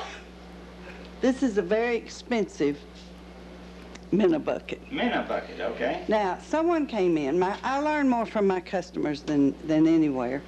And someone came in and said they were almost sure this was a cricket box. So, whether you like crickets or whether you like minnows, this could be used for that. Where did you get that minnow box? You recall? Actually, I got this in South Carolina, in Charleston. Got it in South Carolina this year. But it is English. I know we had the car loaded up so the back bumper was dragging the ground. That's right, that's right. That's the way it's supposed to be. These, That's an interesting looking round thing there. There are several of them. these are fishing floats. Made out of copper, looks like? And you tie them together. These things float, I assume. I have not put them in the bathtub, but I assume if they say they are, they will. And I think this would make a wonderful lamp base, or just something to sit around for somebody to say, what is that? All these things you have, you don't use them for floats, you use them for something else in the house. That's right. I learned some things. Imagination and decide what you can use it for. Now we have a This is a fireplace fender. Put in a fireplace. Now, someone said, my word, how can you use that on our big fireplaces? Well, if you remember, the English have very tiny little fireplaces, and they burn coal in them. And this was a fender that could be put in front to be sure that the sparks didn't come out and burn the rug or the dog or whatever, whoever was laying in front of the fire. I suggest that this could go on a man's desk and maybe put like books or something behind it. I think it's just a real handsome thing, and I noticed that it does need a little polish on it. I think we got 100 things here, and we won't go any further than those things, but I will ask you to tell us about the open house. Now, of course, we're filming this on Saturday to get out of the traffic, and I will tell you about it in the past.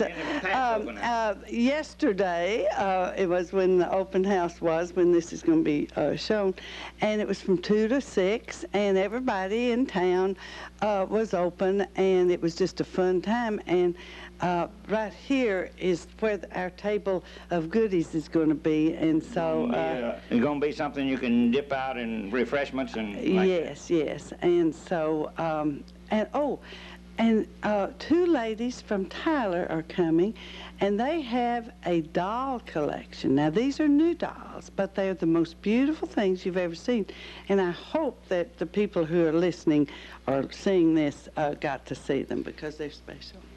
Well, thank you so much for this, and for Pittsburgh Notebook, we'll be right back, but I'll have to say that this open house, we say maybe this will be shown the day after, but we're not really sure when it'll be. Whenever it's shown, I'll be watching whenever. Be watching to see what happened at the open house in Pittsburgh. And for the Pittsburgh Notebook, we'll be right back.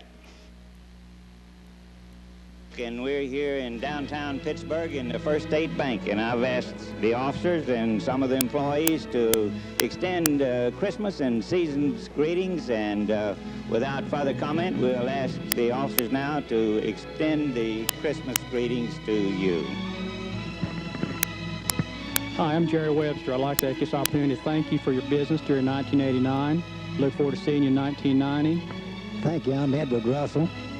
We appreciate you folks, and we just hope you come out and be with us. And after this is my 36th Christmas with First State Bank.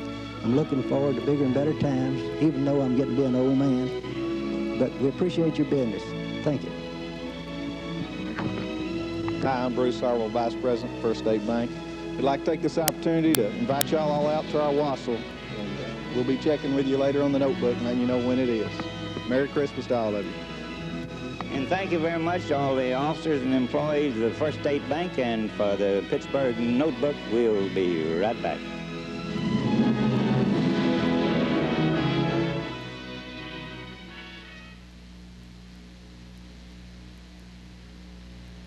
Welcome to the Pittsburgh Notebook, and we're in downtown Pittsburgh in the Warwick's Restaurant, and we've been having a lot of fun rehearsing for the Season's Greetings Christmas song. They'll be doing it a Hawaiian Christmas song, and without further comment, we'll have that Season's Greetings Christmas song. Mele Kalikimaka is the thing to say on a bright Hawaiian Christmas day. That's the island's greeting that we send to you from the land where palm trees sway. Here we know that Christmas will be green and bright. The sun shines by day and all the stars at night. Mele Kalikimaka is Hawaii's way to say Merry Christmas to you. Mele Kalikimaka is the theme to say on a bright Hawaiian Christmas day. That's the island's greeting that we send to you from the land where palm trees sway. Here we know that Christmas will be green and bright. The sun shines by day and all the stars at night. Mele Kalikimaka is Hawaii's way to say Merry Christmas, a Merry, Merry Christmas, to say Merry Christmas to you. And from all of us here at Warwick's, we wish you a very Merry Christmas and a Happy New Year. Merry Christmas! I extend the season's greetings to me and the customers and whatever you want to do. Season's greetings and Merry Christmas to your family and friends. Merry Christmas, everybody. Pittsburgh Notebook will be right back.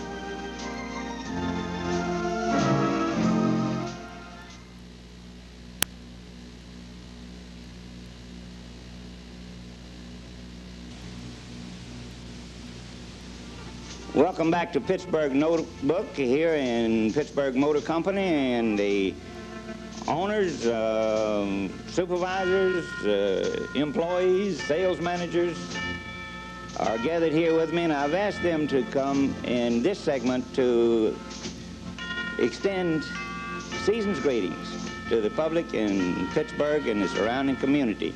And now, without further comment, here are these for season's greetings. I'm Bill Warford, Vice President of Pittsburgh Motor Company. I want to wish each and every one of you a Merry Christmas and a happy and a prosperous New Year's. And I'd like to introduce you to our sales force. I'm Murray Maddox, and I'd like to wish everyone a very happy and prosperous season. And all of us in the sales department are very happy to be of help to you. I'd like to introduce Leon Philpott. I'm Leon Philpott, and certainly want to wish everyone a Merry Christmas and a Happy New Year, and would like to extend our thanks to our customers throughout the past year. We're looking forward to a prosperous new year, and we invite everyone to come in and see our new lineup of cars and trucks.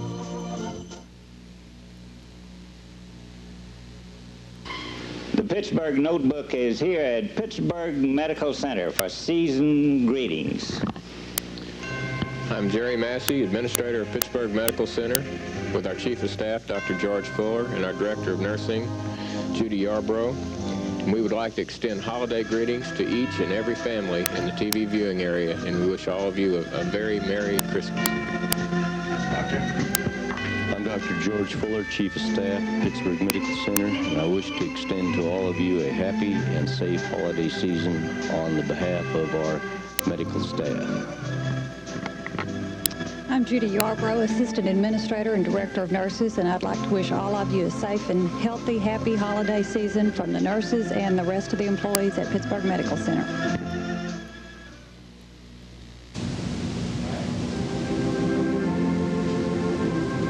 Hello, my name is Della Newman. I'm here in Handcrafters Etc. Mall, and all of us here would love to wish every one of you a very Merry Christmas and a joyous New Year.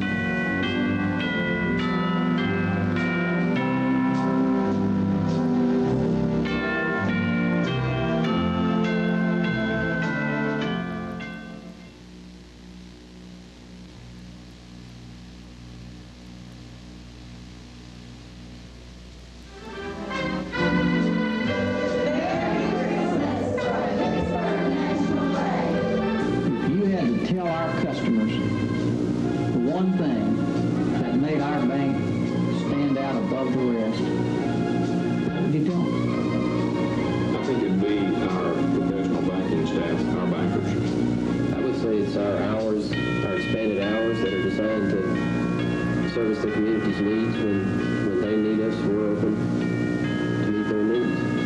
Our prompt and courteous service and our willingness to establish personal relationships that will benefit the customer as well as the bank.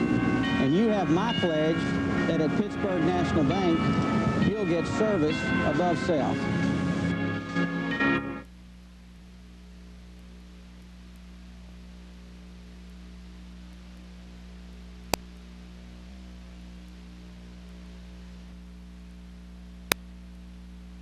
Waiting for the time for the parade to start, and with me today is Murray Maddox and Bullard Johns. We're located right here in front of the Cozart Johns Insurance Store. We plugged into the Cozart Johns electricity, and this beautiful pickup here belongs to the Pittsburgh Motor Company. And I've asked Murray Maddox to come and tell Mr. Johns about this pickup. I think Mr. Johns needs this pickup right here. Tell him about it, Murray. Thank you, Dallas. I believe he does there for sure. Bullard? Yeah. Welcome to the 1990 Pittsburgh Parade, and we appreciate y'all letting us sit up in front of your place. Just happy to do so. You're looking at this 1990 GMC Sierra Classics in the beautiful crimson red and quicksilver. It's a beautiful color. It is a beautiful color. It has all the extras on it, power window seats, tilt, cruise, and the whole works. I think it would fit in your garage neatly. I appreciate very much showing it to you, and appreciate again letting us be out in front here. You bet. You're more than welcome. And a Merry Christmas to you and all your family. Same to you. Thank you. Thank you, Donald. And Merry Christmas to Murray Maddox and Bullard Johns. And I'll tell you why we have this pickup here. During the parade, we'll be filming with the camera from up in the back of the pickup, and it's getting a little bit toward sundown, so we got our light out here, and we'll get some of the people on the light. So, but for now, for Pittsburgh Notebook, we'll be right back.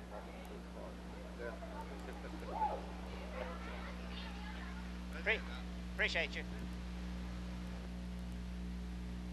And we're here in downtown Pittsburgh in the First State Bank, and I've asked the officers and some of the employees to extend Christmas and season's greetings, and without further comment, we'll ask the officers now to extend the Christmas greetings to you.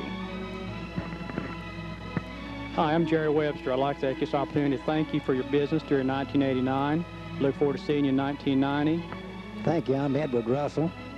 We appreciate you folks, and we just hope you come out and be with us. And after this is my 36th Christmas with First State Bank. I'm looking forward to bigger and better times, even though I'm getting to be an old man. But we appreciate your business. Thank you.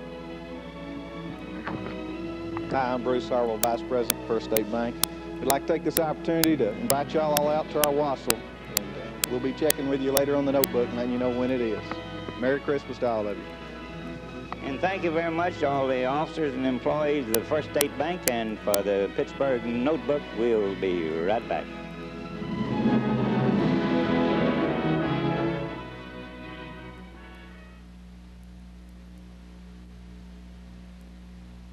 Welcome to the Pittsburgh Notebook, and we're in downtown Pittsburgh in the Warwick's Restaurant, and we've been having a lot of fun rehearsing for the Season's Greetings Christmas song.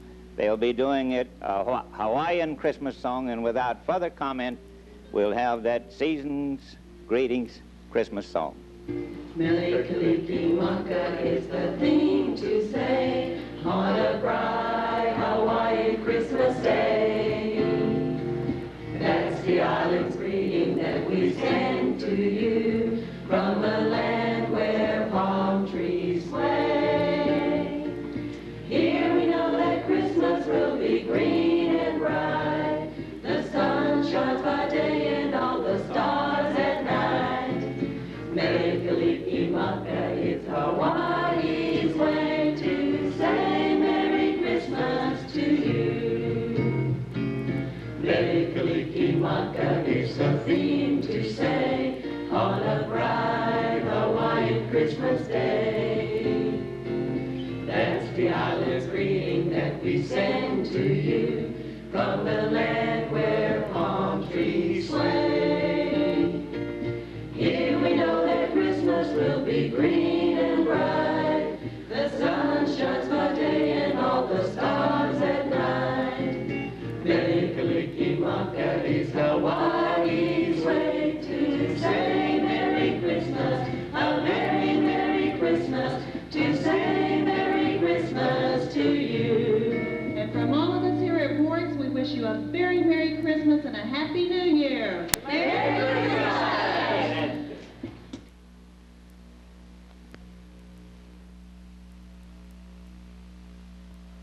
Welcome back to Pittsburgh Notebook, and we're here in the middle of downtown Pittsburgh awaiting the beginning of the parade in the next 15 minutes. And with me is Les Stratton, the Executive Director of the Pittsburgh-Kemp County Chamber of Commerce. And I've asked Les to come and visit with us a little bit, talk some about the parade or any events that's coming up that you would like to comment on. Thank you, Dallas. You can see on the right kids over here that are really excited waiting on the parade, and probably in the background street. A lot of people lining up for the parade. It'll be a real good one this year. We've got lots of exciting things coming up for the parade. Some other things that are coming up in Pittsburgh real soon. We have a ribbon cutting Thursday morning for our new business here in town. And then also Thursday, it's going to be a busy day because we have a group tour bus of 40 people from the Northeast Texas Tourist Council that will be here to go through Pittsburgh, see what all we have to do, and all the historic buildings and homes in town and the other tourist. See, generally those things we're proud of. Things that we're really proud of, and this is an interesting group because it's a group of chamber and amusement people along with media people that will be here. They're going on up to Mount Pleasant, but the idea of this is to help cross-sell all the communities in the area, so that when they come here we can keep them in the area and they can stay here and go see things in Mount Pleasant, Winsboro, and the immediate area. Which we brag on our neighboring communities and hope they'll do likewise, and we'll keep those folks around here somewhere. That's the whole purpose of this tour. But there'll be 40 people from the area that will be involved in this, and we're real excited that they're coming here to start the day. And the new business you're having for ribbon cutting tomorrow, you want to comment on that? Okay, that's James Wallace, a new attorney in town, and his office will be down on Lafayette Street in Lafayette Park. And we're glad to have him in town. We call it Lafayette Park down there, you know, like you do in France, say Lafayette, we're here. All right, well, you know, these Yankees that come to town, I mean, from Dallas or wherever we're from. From south to Nacogdoches. That's right. We don't know how to pronounce it, but there's one person in town that calls it Lafayette so fast that I don't know what he's talking about some days. You know, the street is La and then a space and then Fayette. So that is Lafayette, but Lafayette is the park, is the way I understand it. But no problem on that. He's down there and he's my neighbor, and I'm already acquainted with him and glad to give a new lawyer a plug. He's a fine young man. Well, thank you for telling me how to pronounce those names. Well, being there in the middle of the park, we find out those things sooner or later. Do that.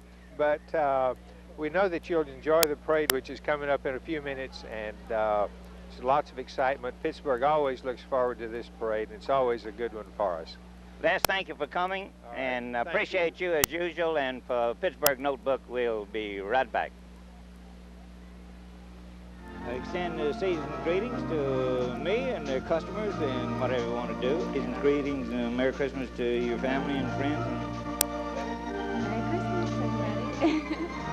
Pittsburgh Notebook, we'll be right back.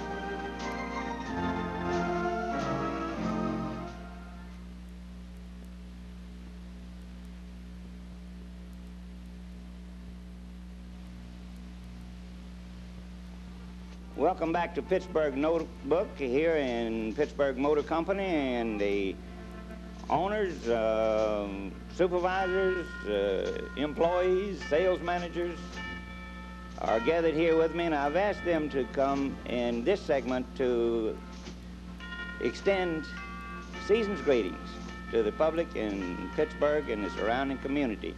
And now, without further comment, here are these for season's greetings. I'm Bill Warford, Vice President of Pittsburgh Motor Company. We want to wish each and every one of you a Merry Christmas and a happy and a prosperous New Year's.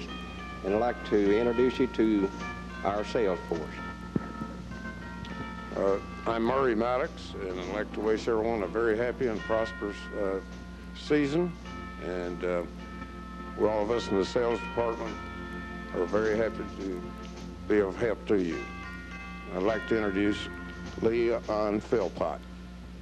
I'm Leon Philpott, and certainly want to wish everyone a Merry Christmas and a Happy New Year, and would like to extend our thanks to our customers throughout the past year. We're looking forward to a prosperous new year, and we invite everyone to come in and see our new lineup of cars and trucks.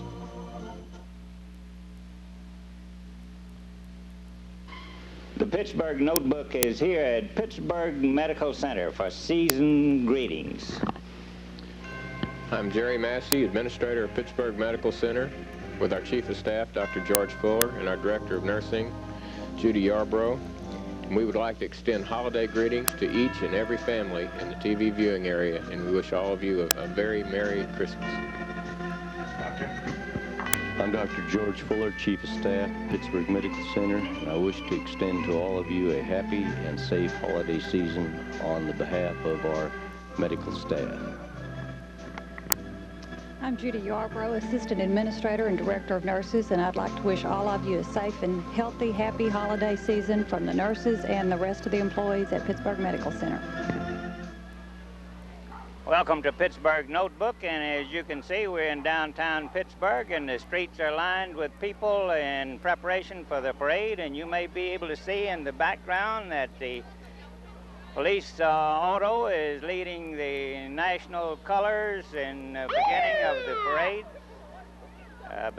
the parade. And here we have the colors and the color guard, and then we have the next item is the mayor of Pittsburgh, and I'll be joined by Les Stratton, who's on his way out to the front at this time.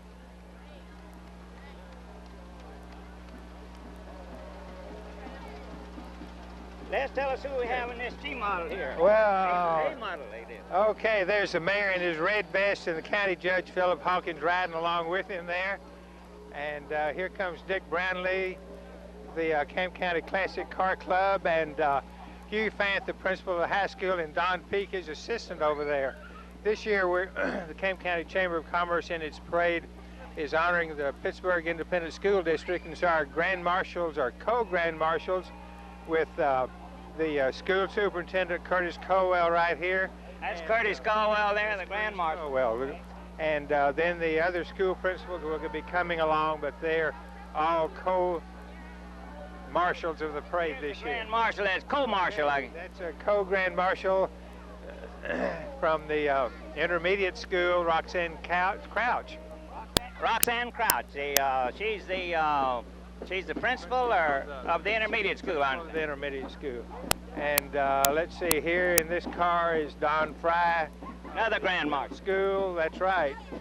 And in the yellow and black are the grand marshals of the excuse me, of the classic car. We have a whole squad of Grand Marshals. We sure do. And there's Jerry Bass. He's from the intermediate school. And look what we got coming here. Tell us about that. That looks like the Pittsburg High School Band coming along now and playing a Christmas song that I think you all recognize. And here we got a lot of bicycles. These are the decorated bicycles, and here's the first place one right here. These were the judged categories. There's another category that'll be along that's a non-judged bicycle category. In several of the categories like this, we have judged and non-judged ones depending on how much they want to decorate. And look at that funny bicycle with a carriage on the back and the clown that's coming along. Let's move out of the camera of the way just a little bit to the back here. He's motioned me to move back here so we can get the picture. And then go ahead with your comment. We almost missed that dog getting pulled in the car with the two little kids in it there. Well, I think he got that on his camera there. We didn't discuss it. Here's Sybil French. Sybil French was a pioneer queen this past year, and so she's riding in the parade with us. We have in Camp County a lot of people that are interested in classic cars, which I'll describe in a minute. Here's the Rotary Club. And here's a Rotary Club with a lot of reindeers. Yes, pull in an old fire truck. Pull in the fire truck. They need money to finish restoring that fire truck. That's right. They've spent about $3,500 restoring 1924 American LaFrance fire truck, and they're still working on it. I'm sorry. That one got by me. I don't know who. Oh, we can read it in the back. In the back, Mount Pleasant Rodeo Association. Queen and Princess Moore's Nursing Home right here in front of us now. And coming up is... here's the Texas Bragg Enterprises. All right, and they won the President's Award in Mount Pleasant Parade last week. That's the 12 Days of Christmas. 12 Days of Christmas was won. This particular float won in Mount Pleasant. Last Thursday. Last Thursday. Well, it's good they came here. We've got several area floats that are coming to join us today. It says on the back of it, first place. And let's see, this is the Princess and Duchess from Pittsburg High School. Amy Peak. Kelly McMinn is the Duchess of Pittsburg High School. Here's a lovely girl, Miss Pittsburg of 1989, Jamie Strom. Jamie Strom. Okay, good. One thing that I was going to mention about Camp County Classic Car Club, that's a mouthful when you try to say it, but it's a group of people around the area that like old cars, antique cars, and there's a big group here, and they've got lots of nice restored cars that they use in local parades, and they go down to Jamboree to the parade down there, and are always here for Pioneer Days and Christmas Parade. And they have been over to Ross City this year and several other area parades to that's a classic or antique car. Classic Car Club, Antique Car Club. Let me say while we got a little break here that I'm wearing a hat. You might not notice. I'm wearing a hat from Mabin's men's store right across the street. And he said this is one of those resist-all, custom-made Tom Landry hats. Oh, is it? And I thought I'd give Mabin's a little plug for that, in case you want one for Christmas. It looks nice on you. Well, thank you. Goes well with the suit you wore today. Well, thank you. And for now, for Pittsburg Notebook, we'll take a short break and catch the next item as it comes by. All right.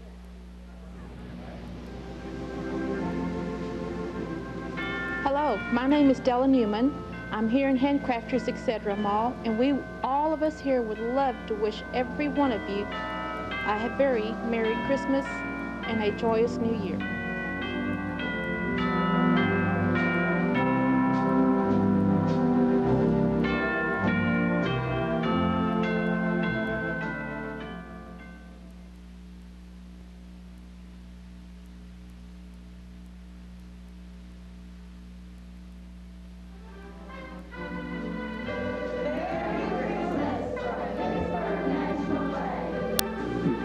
Tell our customers the one thing that made our bank stand out above the rest, what would you tell them? I think it'd be our professional banking staff, our bankers.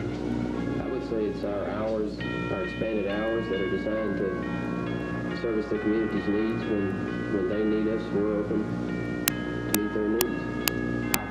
and courteous service, and our willingness to establish personal relationships that will benefit the customer as well as the bank. And you have my pledge that at Pittsburg National Bank, you'll get service above self. And the parade is still in progress, and I'll ask Les to comment on what's coming by now. All right, here are Pat Parker's Top Twirlers, and I believe they're from Dangerfield, if I remember correctly. But a group of young ladies that twirl as they go along. Pat Parker's twirling ladies from Dangerfield, and there's a mess of them, and they go from tall on down to short. They do. There must be about 4 dozen of them. And some of them only 2 feet high. Les look like back there in the bank. That's right. Starting out pretty young, aren't they?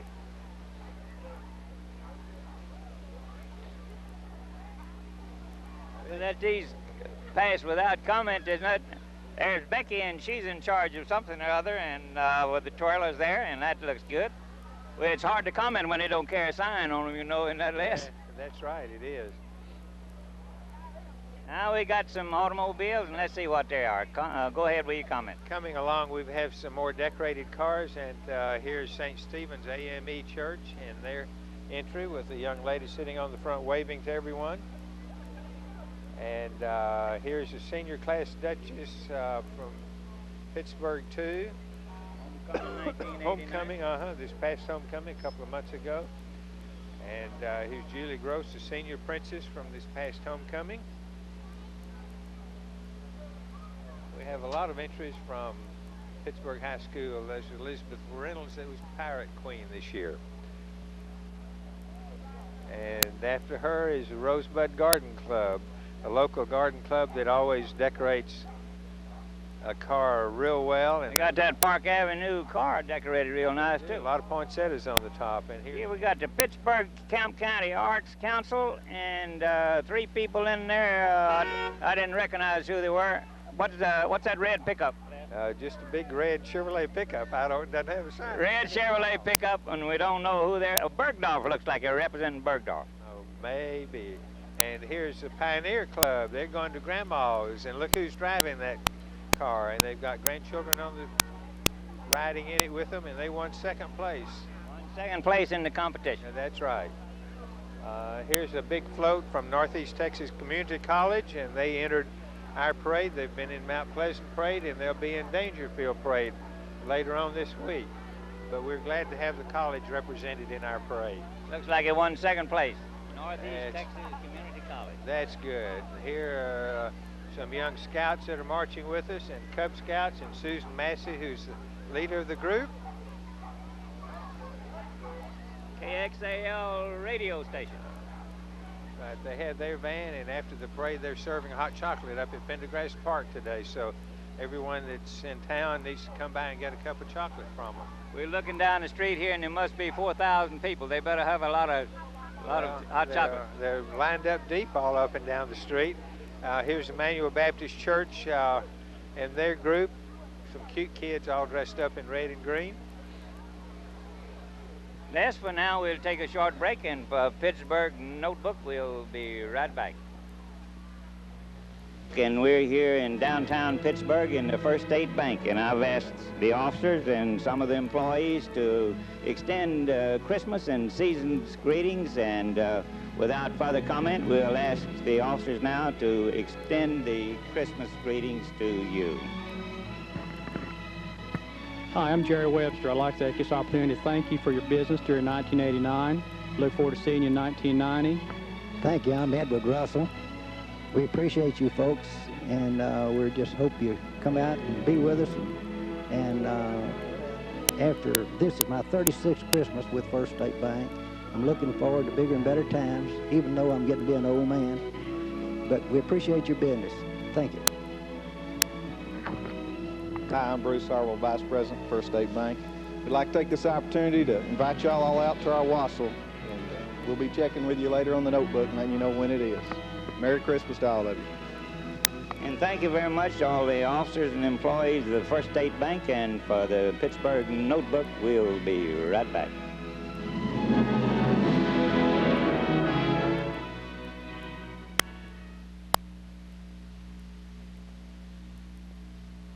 Welcome to the Pittsburg Notebook, and we're in downtown Pittsburg in the Warwick's restaurant, and we've been having a lot of fun rehearsing for the Season's Greetings Christmas song. They'll be doing it a Hawaiian Christmas song, and without further comment, we'll have that Season's Greetings Christmas song. Mele Kalikimaka is the thing to say on a bright Hawaiian Christmas day. That's the island's greeting that we send to you from the land where palm trees sway. Here we know that Christmas will be green and bright. The sun shines by day and all the stars at night. Mele Kalikimaka is Hawaii's way to say Merry Christmas to you. Mele Kalikimaka is the theme to say on a bright Hawaiian Christmas day. That's the island's greeting that we send to you from the land where palm trees sway. Here we know that Christmas will be green and bright. The sun shines by day and all the stars at night. Mele Kalikimaka is Hawaii's way to say Merry Christmas, a Merry, Merry Christmas, to say Merry Christmas to you. And from all of us here at Warwick's, we wish you a very Merry Christmas and a Happy New Year. Merry Christmas! Welcome back to Pittsburg Notebook, and Les, the parade is still going on. How about comment on what we have here? All right, here comes the Sonic French fries and a big cup of drink over there, and I wished I had some of them. I'm getting hoarse. And following them is Union Chapel Baptist Church, a decorated float with some of their members in it. And we have a band coming up in just a few minutes. We can hear them playing right down the street. For the band, here's another classic car from 1953, an old Ford that's all decorated, and it's a pretty red and white Ford. It looks nice in the parade for Christmas colors. And after that is the 20th century. Got a correction on that. Mike says 57 model. Oh, okay. 1957, but I think he's wrong. That's a 56. All right, and look at this angel coming at first place in the parade. It's sponsored by the 20th Century Study Club. It's an angel that's just floating down the street. Won first place. Sure did. It looks very nice. And here comes the Pittsburg Middle School band.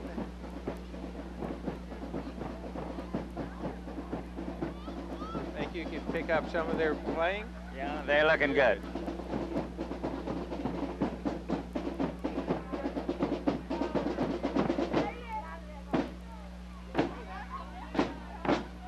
Okay. Stand on the other side of that and we'll get your comments on top. Go right through and come in on the other side. On the other side of that. We've been joined here now by Judy Ratcliffe, one of our commentators on this on the parade, and go ahead with the comments that you may have on these, Judy. Well, I wanted to thank everybody for being here. I just got here down the street. I almost never got across it. Judy, you see some more antique cars in the classic pub? Yes, I do. I sure do. You look nice tonight with your my blinking sweatshirt. Yeah, it's great. And Ruth Ann was supposed to be here, and she's up there judging the events. And she sure is. She had to get them all lined up. Now, for Mike, that's a 57 right there. See? Absolutely. That's Jerry and Carolyn Green, I believe, that 57, yeah. That's a beautiful car. Music Club from Mount Pleasant. The Harvest Festival Queen and King. Hey, there's a bucking Bronco. One with high school cheerleaders in Isn't that cute? it. It is. They're all in red and blue, but where's the red? Now here we red have and green? Jennifer Lynch, High School Christmas Queen. We've got Christy Applegate, sophomore homecoming princess. Isn't she pretty? They're all pretty to me, but... Here's a pretty one. Yeah, right. Oh, isn't that nice? Junior Duchess. Ham Jones. Antioch Young Adult Choir. Following them are Pittsburg Junior High School cheerleaders. There are 6 of them riding on, 8 of them altogether in the car. That car is riding a little bit low, too. It is, isn't it? Here's a nice convertible. They're not making many of those now. Wish I had one, Dallas. Yeah, and I don't see the sign, so I don't know what that car represents. Here comes one with plenty of sign, and we'll be able to say what that is. Les? All right, that one is Brother RT and Rufus, the gospel hands, and they are a lot of puppets. Gospel Fun Time, Monday and Wednesday, 5 p.m. on Channel 54 and Cable Channel 33. We recognize that. Mike's shaking his head up on the truck. You know where that station is? We know where that station is. We sure do, Dallas. There's a big crowd here. There are lots of people in town, and it's all as far up the street as we can see, and then I don't know about how far back down, because I walked that block and there were a lot of people down there on toward where they were lining up. I had so many customers I couldn't get out of the store. I'm not Isn't that a great thing to have? I was going to take a short break.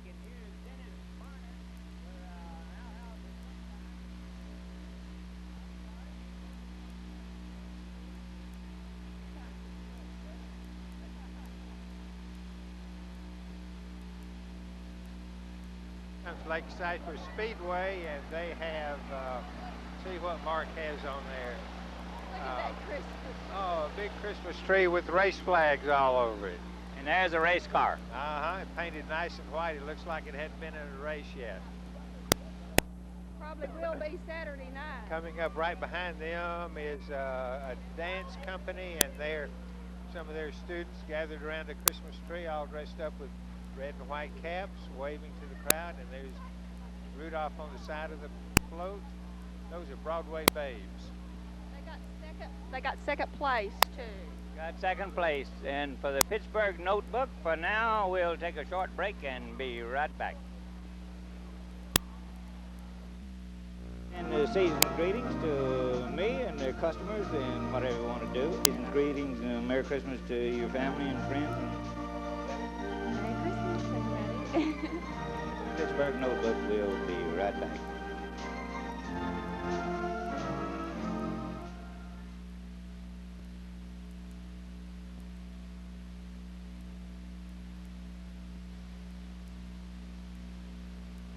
Welcome back to Pittsburg Notebook here in Pittsburg Motor Company, and the owners, supervisors, employees, sales managers are gathered here with me, and I've asked them to come in this segment to extend season's greetings to the public in Pittsburgh and the surrounding community. And now, without further comment, here are these for season's greetings. I'm Bill Warford, Vice President, Pittsburg Motor Company. I want to wish each and every one of you a Merry Christmas and a happy and a prosperous New Year's. And I'd like to introduce you to our sales force. I'm Murray Maddox, and I'd like to wish everyone a very happy and prosperous season. And all of us in the sales department are very happy to be of help to you. I'd like to introduce Leon Philpott. I'm Leon Philpott, and certainly want to wish everyone a Merry Christmas and a Happy New Year, and would like to extend our thanks to our customers throughout the past year. We're looking forward to a prosperous new year, and we invite everyone to come in and see our new lineup of cars and trucks.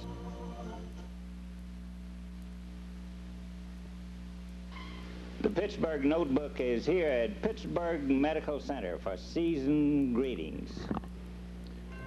I'm Jerry Massey, Administrator of Pittsburg Medical Center, with our Chief of Staff, Dr. George Fuller, and our Director of Nursing, Judy Yarbrough. And we would like to extend holiday greetings to each and every family in the TV viewing area, and we wish all of you a very Merry Christmas. I'm Dr. George Fuller, Chief of Staff at Pittsburgh Medical Center, and I wish to extend to all of you a happy and safe holiday season on the behalf of our medical staff. I'm Judy Yarbrough, Assistant Administrator and Director of Nurses, and I'd like to wish all of you a safe and healthy, happy holiday season from the nurses and the rest of the employees at Pittsburg Medical Center. Welcome back to Pittsburg Notebook, and you can tell the parade's still going on. We'll go ahead and start this segment, but we'll ask the camera to move around and get some of the crowd scenes while you describe what's going on, Les. All right, thank you. Here comes a truck, and I can't yet see the sign, the Academy Twirlers. They're playing Christmas music and have a happy holiday sign on the back of it. Following them are some of their twirlers dressed in pink and white this time. And it's another group of young girls. And like you said about the others, some of them look like they're just barely 2 feet tall enough to hold the baton. Following them is a, let me look around the crowd here and see. Oh my goodness, we have Tidy entering this one, Waste Management. They are a company that picks up the garbage. They pick up the garbage, but they also are getting bigger and bigger into recycling and encouraging people to recycle a lot of the garbage that they used to have to pick up. But they've got behind them is an old, what is that, a Model A Ford? Yeah, Model A looks sort of like a 1928. Yeah, it sure does, but it's got a bunch of children in it, and Janet Franklin. Janet Franklin riding in the back of it, and Ruth Ann's daughter riding in it. And we missed a Green Motor Company old, what car is that? I don't recognize the model of it.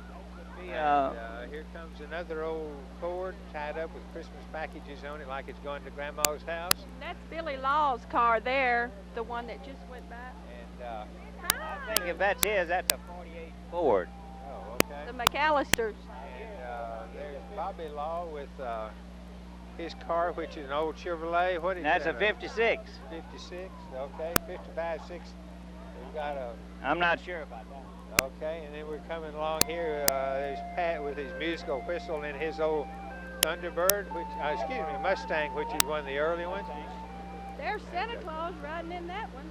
39 Ford. 39 Ford. We know what that is because it had a sign on it. Yeah, I'm glad of those. We appreciate those. You don't remember that year, do you, Dallas? And there's a 1938 about 40,000. There's a 1947 Oldsmobile that just went by. Here comes some candy. A whole row of tractors that are coming by. Massey Ferguson dealer. Candy to everybody. He's, I'll repeat what you said in case he didn't get it. Massey Ferguson tractors coming by throwing candy. And that one too. Here comes a funny car that's all decorated. They're throwing candy. And right behind them are some horses, I think, that have been a little bit spooked by all the noise. Because Santa Claus is still about a block down the street down there. I know what this one is coming up, Dallas. Okay, tell us about it, Judy. This is the Kick-'em covered wagon coming here, and that's Bobby Lee and Nancy with KYKM. Bobby Lee and Nancy with... Kick-'em radio.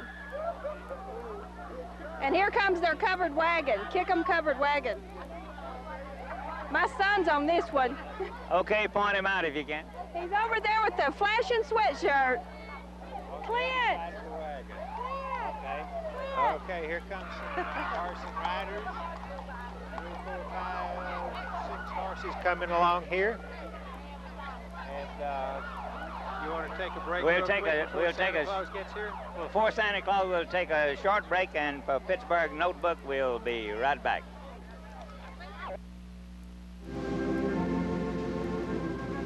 Hello, my name is Della Newman. I'm here in Handcrafters, etc. Mall, and all of us here would love to wish every one of you a very Merry Christmas and a joyous New Year.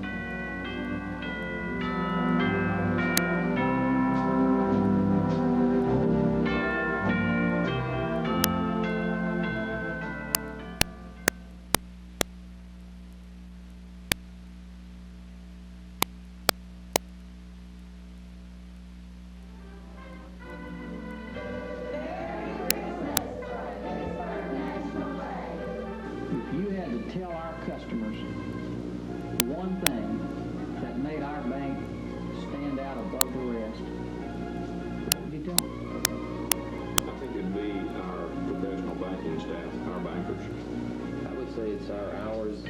expanded hours that are designed to service the community's needs. When they need us, we're open to meet their needs.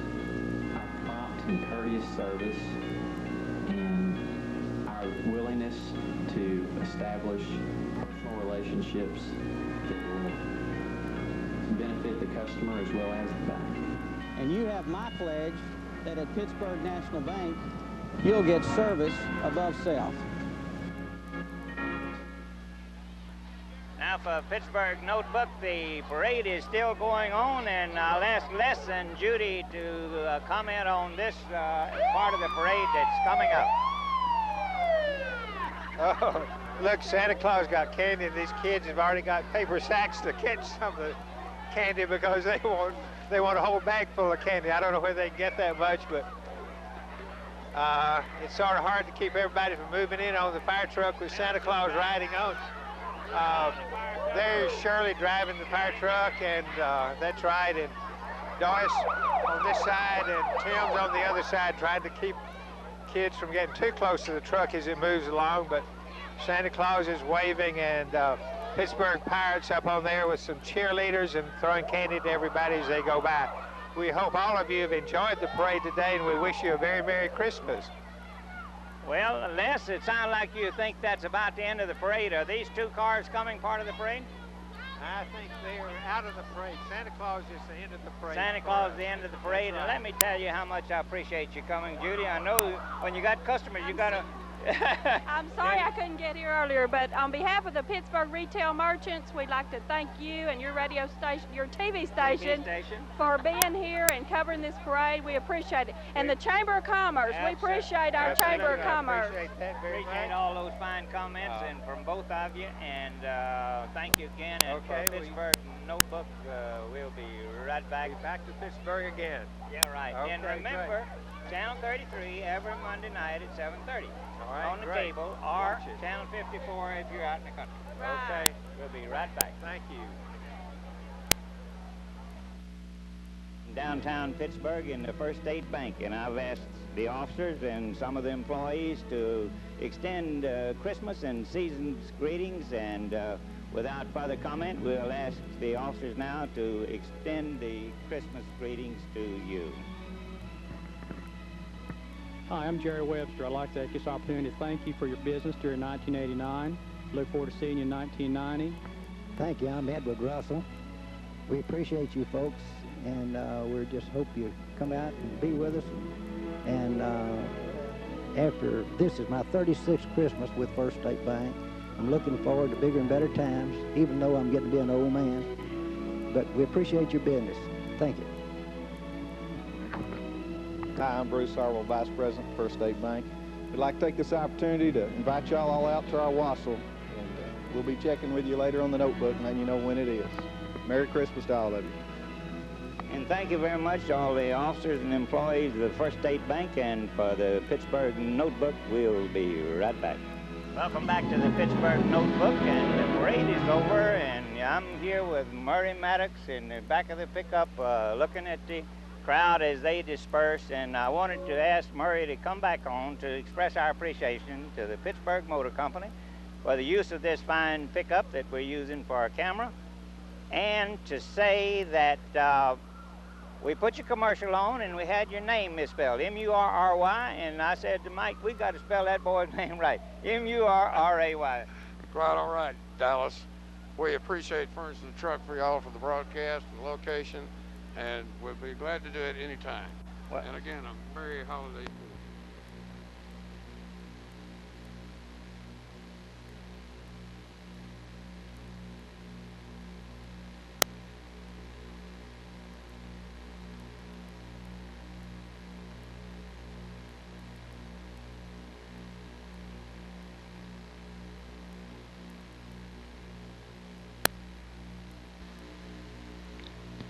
Good evening and welcome to the Pittsburgh Notebook program. We've got a good program for you tonight, some interviews, some interesting commercials, and for now, we'll be right back.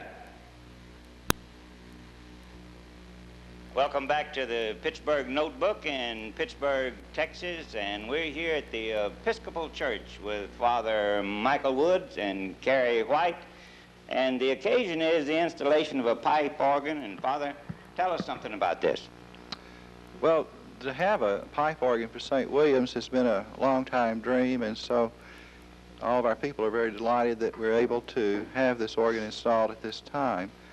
It is an organ that was built for residents in Dallas by Ross King in Fort Worth, who is a premier builder and very well respected in the organ building circles. So it's really a prized instrument, and we're delighted to be able to install it here in Pittsburg.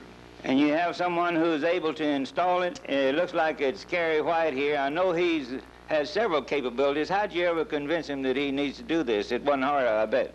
Well, I think he didn't know what he was getting into, but once he got into it, there was a certain fascination for him, so he's labored long and hard to see it disassembled and then moved here. And we might even call it heroic measures. He does those kind of things. And Carrie, tell us a little bit about all you've been involved in, and how do you know you can do this?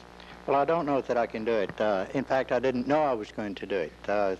Father Blanchard out of Fort Worth was supposed to have done it, and he started part of it, and then he got to where he wasn't feeling very good, and he showed me what to do, and so I disassembled it. And normally speaking, if I take something apart, I can put it back in.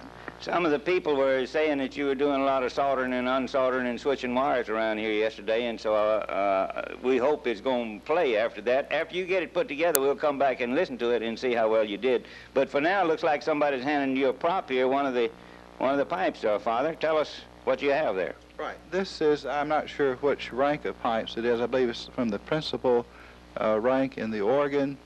And these pipes were constructed in England and are a very fine quality, as are all the pipes in this organ. It is a smaller organ, 4.5 ranks, a unified instrument that would borrow on various voices, but produces a beautiful quality of sound. Let all that has breath praise the Lord, so says the Psalter. And a pipe organ is one that actually breathes and pumps real air into the pipes, which then speak, much as we would speak or sing as created human beings. Looks like Carrie has something else there. Is the pipe inside that box, or is that's a whistle? This is the pipe, and this is actually what that you'll be seeing. It'll be installed right along in this area right here with the larger silver pipes behind it. And Father Michael, is this one of the bass notes? Yes. Okay, this is one of the bass notes, and there's 3 of these on either side. And this predominantly will what you'll see. And then where that you're all standing is approximately 80 pipes that will be in that area right there, ranging from about 6 inches high on up to about 30 inches. And that will be above. The main organ itself, the keyboard, will be right here. And it's quite a beautiful instrument. Are you saying that this pipe here is metal, and this is wood? Will we hear a wood pipe too, or is it we hear the resonation well, from? It's just a different tone. Different tone in a wood that you'd have in this, okay. Well, we appreciate that. Any further comments about this? We'll come back to see you after you get a little further along and listen to it and see if you and Carrie together with your spiritual supplications and his technical manipulations can make this thing sound like it should. Well, I think that it will. Thank you so much, and for Pittsburg Notebook, we'll be right back. And we're here in downtown Pittsburg in the First State Bank, and I've asked the officers and some of the employees to extend Christmas and season's greetings, and without further comment, we'll ask the officers now to extend the Christmas greetings to you. Hi, I'm Jerry Webster. I'd like to take this opportunity to thank you for your business during 1989. Look forward to seeing you in 1990. Thank you. I'm Edward Russell. We appreciate you folks, and we just hope you come out and be with us. And after this is my 36th Christmas with First State Bank. I'm looking forward to bigger and better times, even though I'm getting to be an old man. But we appreciate your business. Thank you. Hi, I'm Bruce Harwell, Vice President, First State Bank. We'd like to take this opportunity to invite y'all all out to our wassail, and we'll be checking with you later on the notebook and letting you know when it is. Merry Christmas to all of you. And thank you very much to all the officers and employees of the First State Bank, and for the Pittsburgh Notebook, we'll be right back.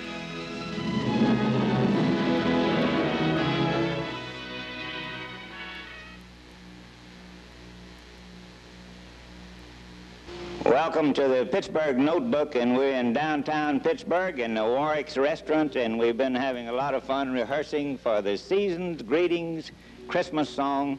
They'll be doing it a Hawaiian Christmas song, and without further comment, we'll have that Season's Greetings Christmas song. Mele Kalikimaka is the thing to say on a bright Hawaiian Christmas day. That's the island's greeting that we send to you from the land where palm trees sway. Here we know that Christmas will be green and bright. The sun shines by day and all the stars at night. Mele Kalikimaka is Hawaii's way to say Merry Christmas to you. Mele Kalikimaka is the thing to say on a bright Hawaiian Christmas day. That's the island's greeting that we send to you from the land where palm trees sway. Here we know that Christmas will be green and bright. The sun shines by day and all the stars at night. Mele Kalikimaka is Hawaii's way to say Merry Christmas, a Merry, Merry Christmas, to say Merry Christmas to you. And from all of us here at Warwick's, we wish you a very Merry Christmas and a Happy New Year. Merry Christmas! I extend the season's greetings to me and the customers and whatever you want to do. Season's greetings and Merry Christmas to your family and friends. Merry Christmas, everybody. Pittsburgh Notebook will be right back.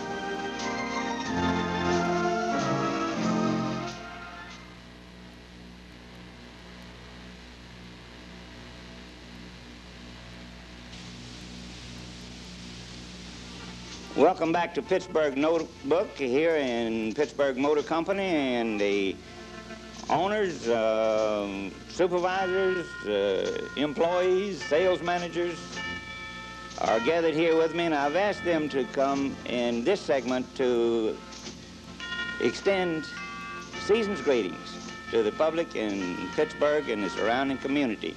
And now, without further comment, here are these for season's greetings. I'm Bill Warford, Vice President, Pittsburgh Motor Company. We want to wish each and every one of you a Merry Christmas and a happy and a prosperous New Year's. And I'd like to introduce you to our sales force. I'm Murray Maddox, and I'd like to wish everyone a very happy and prosperous season.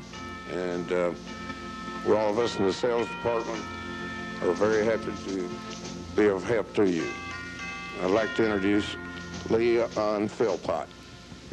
I'm Leon Philpott, and certainly want to wish everyone a Merry Christmas and a Happy New Year, and would like to extend our thanks to our customers throughout the past year. We're looking forward to a prosperous new year, and we invite everyone to come in and see our new lineup of cars and trucks.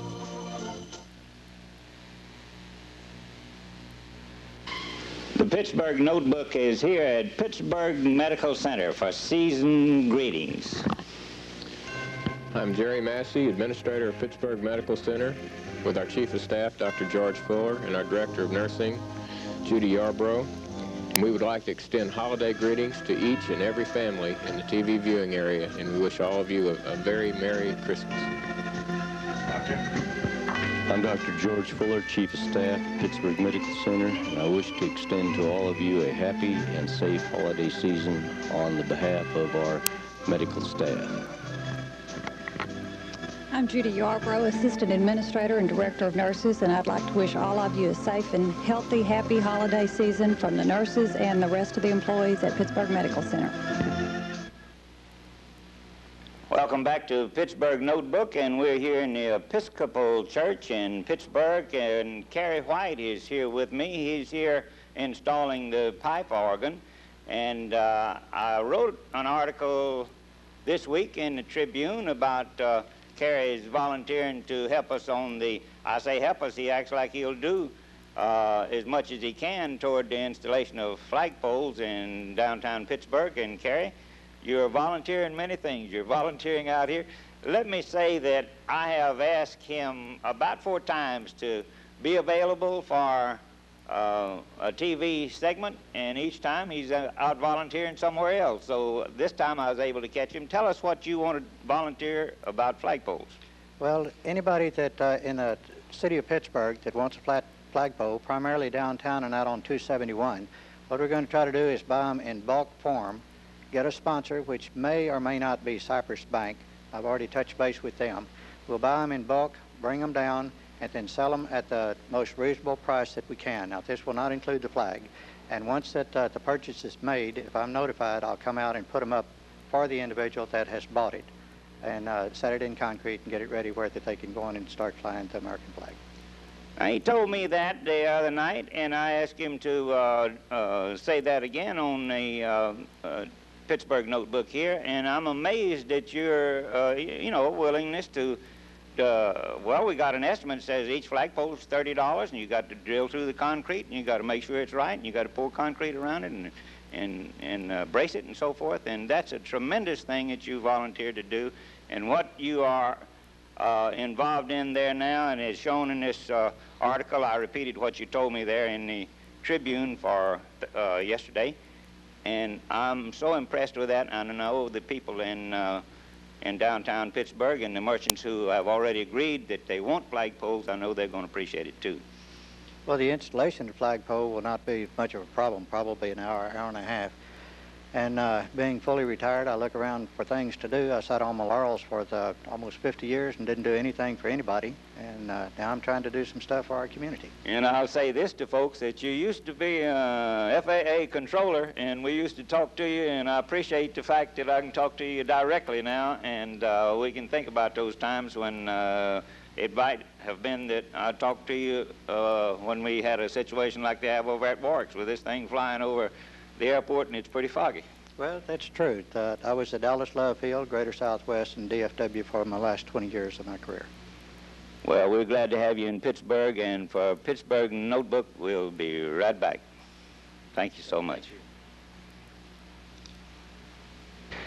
I'm Dallas Baker, and for Pittsburgh Notebook, we're here in the Smith Furniture and Appliance in downtown Pittsburgh, and the occasion is generated by 2 or 3 incidents, and one of them is the Christmas open house, which will be here Sunday afternoon between 2 and 6, and the other one is because we want to do some filming in here to tell about the camcorder that we're using now, which is a property of the Smith Furniture and Appliance, and also kind of insisted that Sonny come on this segment here to tell us about the television set for the abused children. Tell us about that. Well, we had a Zenith TV set that we had donated to the Council on Abused Children's and Fund, and they fellow had busted out our window and stole the TV. And that wasn't the first time? No, that's the second time within a year, Dallas. But, you know, those things happen, and you just got to make the best of it. But stole the TV that you were giving to the abused children? Those folks don't care. Yeah, okay. They really don't care. But anyway, they've got the fellow locked up now that's suspected of doing it.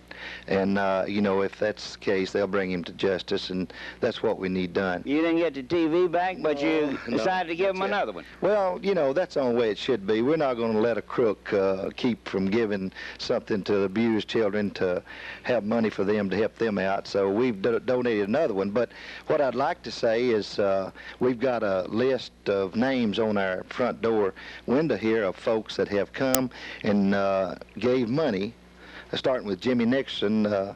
He brought in $50 one day. He's trying to set a pattern that's hard to match. Really, Dallas. Well, I don't think he meant for it to be known, but I did have it put in the Gazette here, and I want the folks over there to know, too, that he donated this $50, and we're going to take that $50 and put him in the box that we're going to draw out, and whoever... See if he can win it. Yeah, we're going to give him 50 chances. So since then, there have been about 7 or 8 other folks that have donated, you know, a certain amount of monies, and whatever money is donated, 5, 10, well, they'll have that many chances to win this Zenith TV. Zenith TV?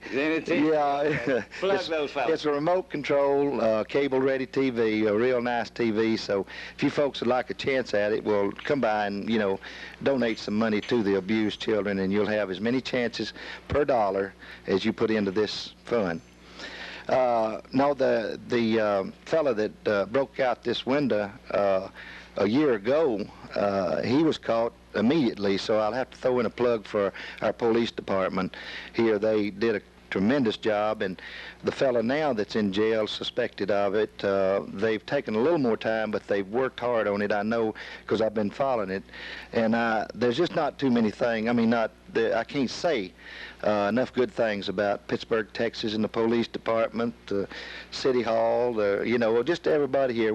Because I've lived here all my life, maybe I'm a little bit spoiled, but I don't think there's a better town, or we have more police coverage and just fire department doing work like this, and I wouldn't trade this town for any town in the world. Sonny, you're playing my song, you know. Well, I mean it sincerely. Yeah, I do too. I mean that, and I would like to tell you the second reason that I insisted that he take time out of this busy day to allow us to make a couple of segments is I told him yesterday, I said, our camera's broken and we need to cover some things in Pittsburgh, and he says, take mine. So this camera that we're using is the property of Smith Furniture and Appliance, and Jim Bob is the operator, and we're going to make a segment now, take a picture of the camera that's taking the picture. And for Pittsburgh Notebook, we'll be right back. At Pittsburgh Medical Center, our standards are simply higher. We offer the latest and complete medical technology. Our trained staff is ready to assist you in such areas as laboratory work on some of the very latest state-of-the-art equipment. Our medical center is equipped with mammography equipment, and we are very proud of our new CAT scanner, allowing detection and diagnosis, and especially helpful in cases of head injury or cancer detection. Our staff stands ready to assist you in every way. At Pittsburgh Medical Center, our standards are simply higher. You're looking at the new 1990 GMC half-ton pickup. This is equipped with a 350 V8 motor, air and automatic. This comes in a beautiful crimson red and quicksilver color. Sid, you and Betty, I don't know whether you might like one of these in your second car, but they are great to drive and they're wonderful and comfortable. They get 19 miles per gallon and they're very, very durable. We invite all of our folks to come by and look and drive at our 1990 GMC lineup. Thank you very much. Come visit Handcrafters Etc., located in historic downtown Pittsburgh. We offer handmade items of all kinds, made by handcrafters from all over East Texas. Yes, if you enjoy handcrafted items, come see us, featuring items such as this beautiful handcrafted vest made from blue jean material. Store manager Della Newman says it all. We're very proud of our store. We also have extra spaces for leasing. So if you're craft-minded, we'd love to hear from you. Please give us a call.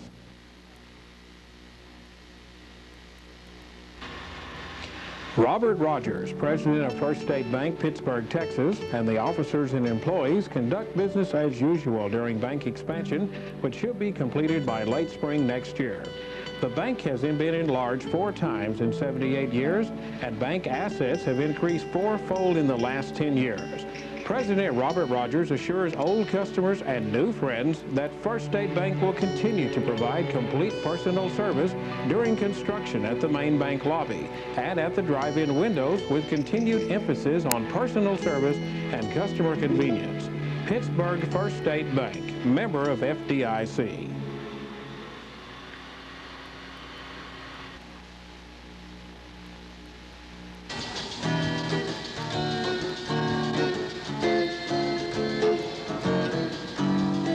Pittsburg hot wings, oh so good, taste delicious like they should.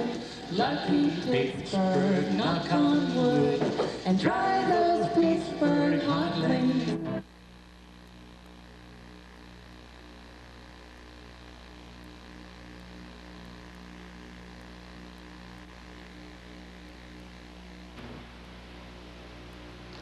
Welcome to Pittsburg Notebook, and we're here in the home of Jane and Lacey Davis in downtown Pittsburg, and I'm Dallas Baker, bringing you this, what I hope will be a series paying tribute to the volunteers of Pittsburg.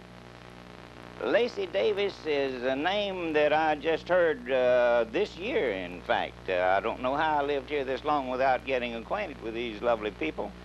As we were flying the flyby for the dedication of the park downtown, the Pendergrass Park, we couldn't get the camera, and they told me, Lacey Davis is recording this. I said, who's Lacey Davis? And they told me, and I've been getting acquainted with Jane and Lacey. Jane and Lacey sound sort of poetic. It could be a television program or a poem or whatever, but enough of that. Let's go into this. Lacey, you have been a volunteer historian in the community, and I know you've told me you interview old-timers and you dedicate your tapes to the library, and you've recorded the last half a dozen Christmas parades. And tell us how you got into the video volunteer historian business. Well, I have been working in audio, with audio recording since about 25 years ago. And then in 1981, I bought my first video recorder and started recording the pioneer days downtown. And I got started then, and then along came the Christmas parades, and I recorded them. And then every time that some event happened in Pittsburgh where there was need to be recorded for history, I took my camera along and recorded it. I have been doing this for a number of years. I keep the original tapes here, but I do put a copy of most of my tapes in the library. They are for the use of individuals and clubs who wish to see them, and for future posterity, I leave them out there. I have recorded the dedication ceremonies of the Northeast Texas Community College. I have recorded the passing of the old 800 train who came through Pittsburgh recently. I have some 12 or 13 minutes of that. Then I have also recorded the work which was done on the old, I believe, 1924 fire truck, which they are restoring here in Pittsburgh. I started out when they first started working on it, and gradually took a little bit every week or two until they have it almost to the stage they have it now. Once I heard about all those things, you know, right away, I asked Lacey if we couldn't use some of those tapes, and he agreed to. Later on, we'll ask him to come to the studio and talk to us about some of those tapes. But for now, let's talk about Jane. Jane Fielder. Yes. Jane Fielder was her maiden name, and I always go back into that, and she's from Cason. Now, Lacey here is from Pittsburgh. And that's right. When I met Jane, I says, now, what's your other name? She says, just plain Jane. I says, nothing is plain about this lovely woman. Tell us about your background. I see you're working on an Afghan here, and I know you told me the other day that you're making some for Christmas for friends and relatives. No, I'm making them for grandsons. About 2 Christmases ago, I made 3 for our granddaughters. We have 5 grandsons, One daughter has only sons, so she said, when are you going to make the grandsons some Africans? I hope you make enough of them that you'll be able to make one for me. We'll see if we can't work it some way. Say, I understand that as he goes and conducts these interviews, that sometimes you run his camera equipment and you're getting pretty well checked out on that. And I think it's so wonderful that you, at this stage of our golden years, that you find a common interest there along with this and video history. Well, I'm not a very good camera person or an interviewer, but he can't do both at the same time. So he has I have to help in that way. He has to have a little help. And we're going to come back and talk some more, and also we're going to ask Lacey to comment on some of his equipment. In this room is an organ that he built, a clock that he built, and his video equipment, and we'll come right back and talk about that with the Pittsburgh Notebook.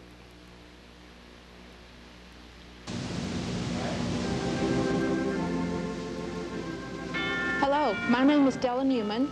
I'm here in Handcrafters, Etc. Mall, and all of us here would love to wish every one of you a very Merry Christmas and a joyous New Year.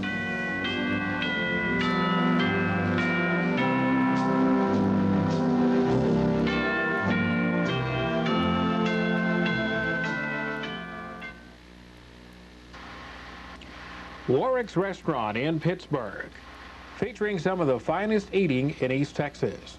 But don't take our word for it. Ask one of our customers. My name is David Rash. I do eat here pretty often. They have several different types of foods I enjoy. They always have a good fish dinner on the Friday here, and my friend and I, he's not with me right now, but we always come on Fridays so we can have the fish special. Other days, too, I eat just the fish plainly alone, the small fry order. It's real good and real tasty fish. I enjoy fish a whole lot.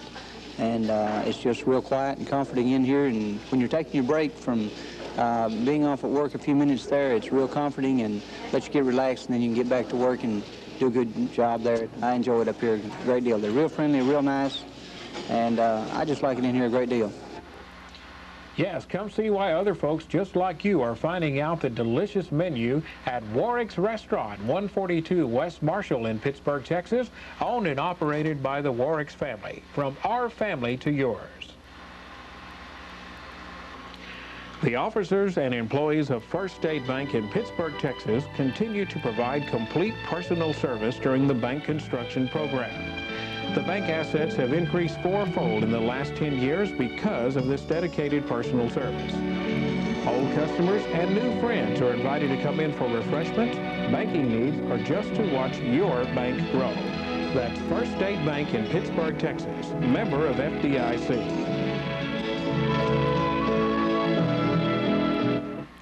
At Pittsburgh Medical Center, our standards are simply higher. We offer the latest and complete medical technology. Our trained staff is ready to assist you in such areas as laboratory work on some of the very latest state-of-the-art equipment. Our medical center is equipped with mammography equipment, and we are very proud of our new CAT scanner, allowing detection and diagnosis, and especially helpful in cases of head injury or cancer detection. Our staff stands ready to assist you in every way. At Pittsburgh Medical Center, our standards are simply higher.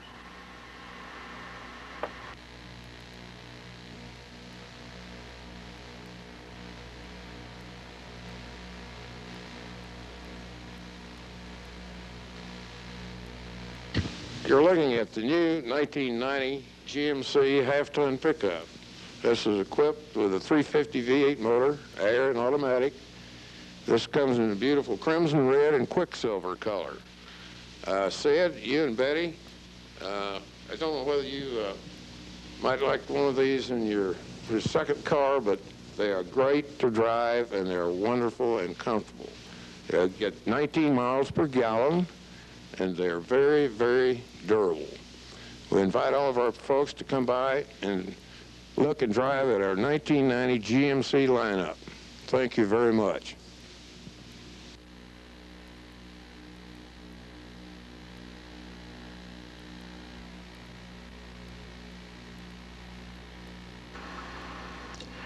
Come visit Handcrafters Etc., located in historic downtown Pittsburgh.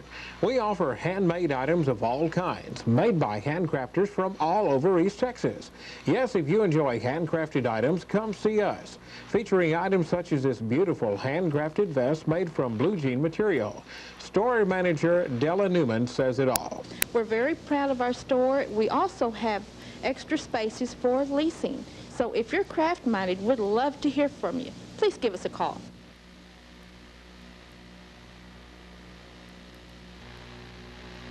And thank you for watching the Pittsburgh Notebook tonight. And until next time, Geronimo.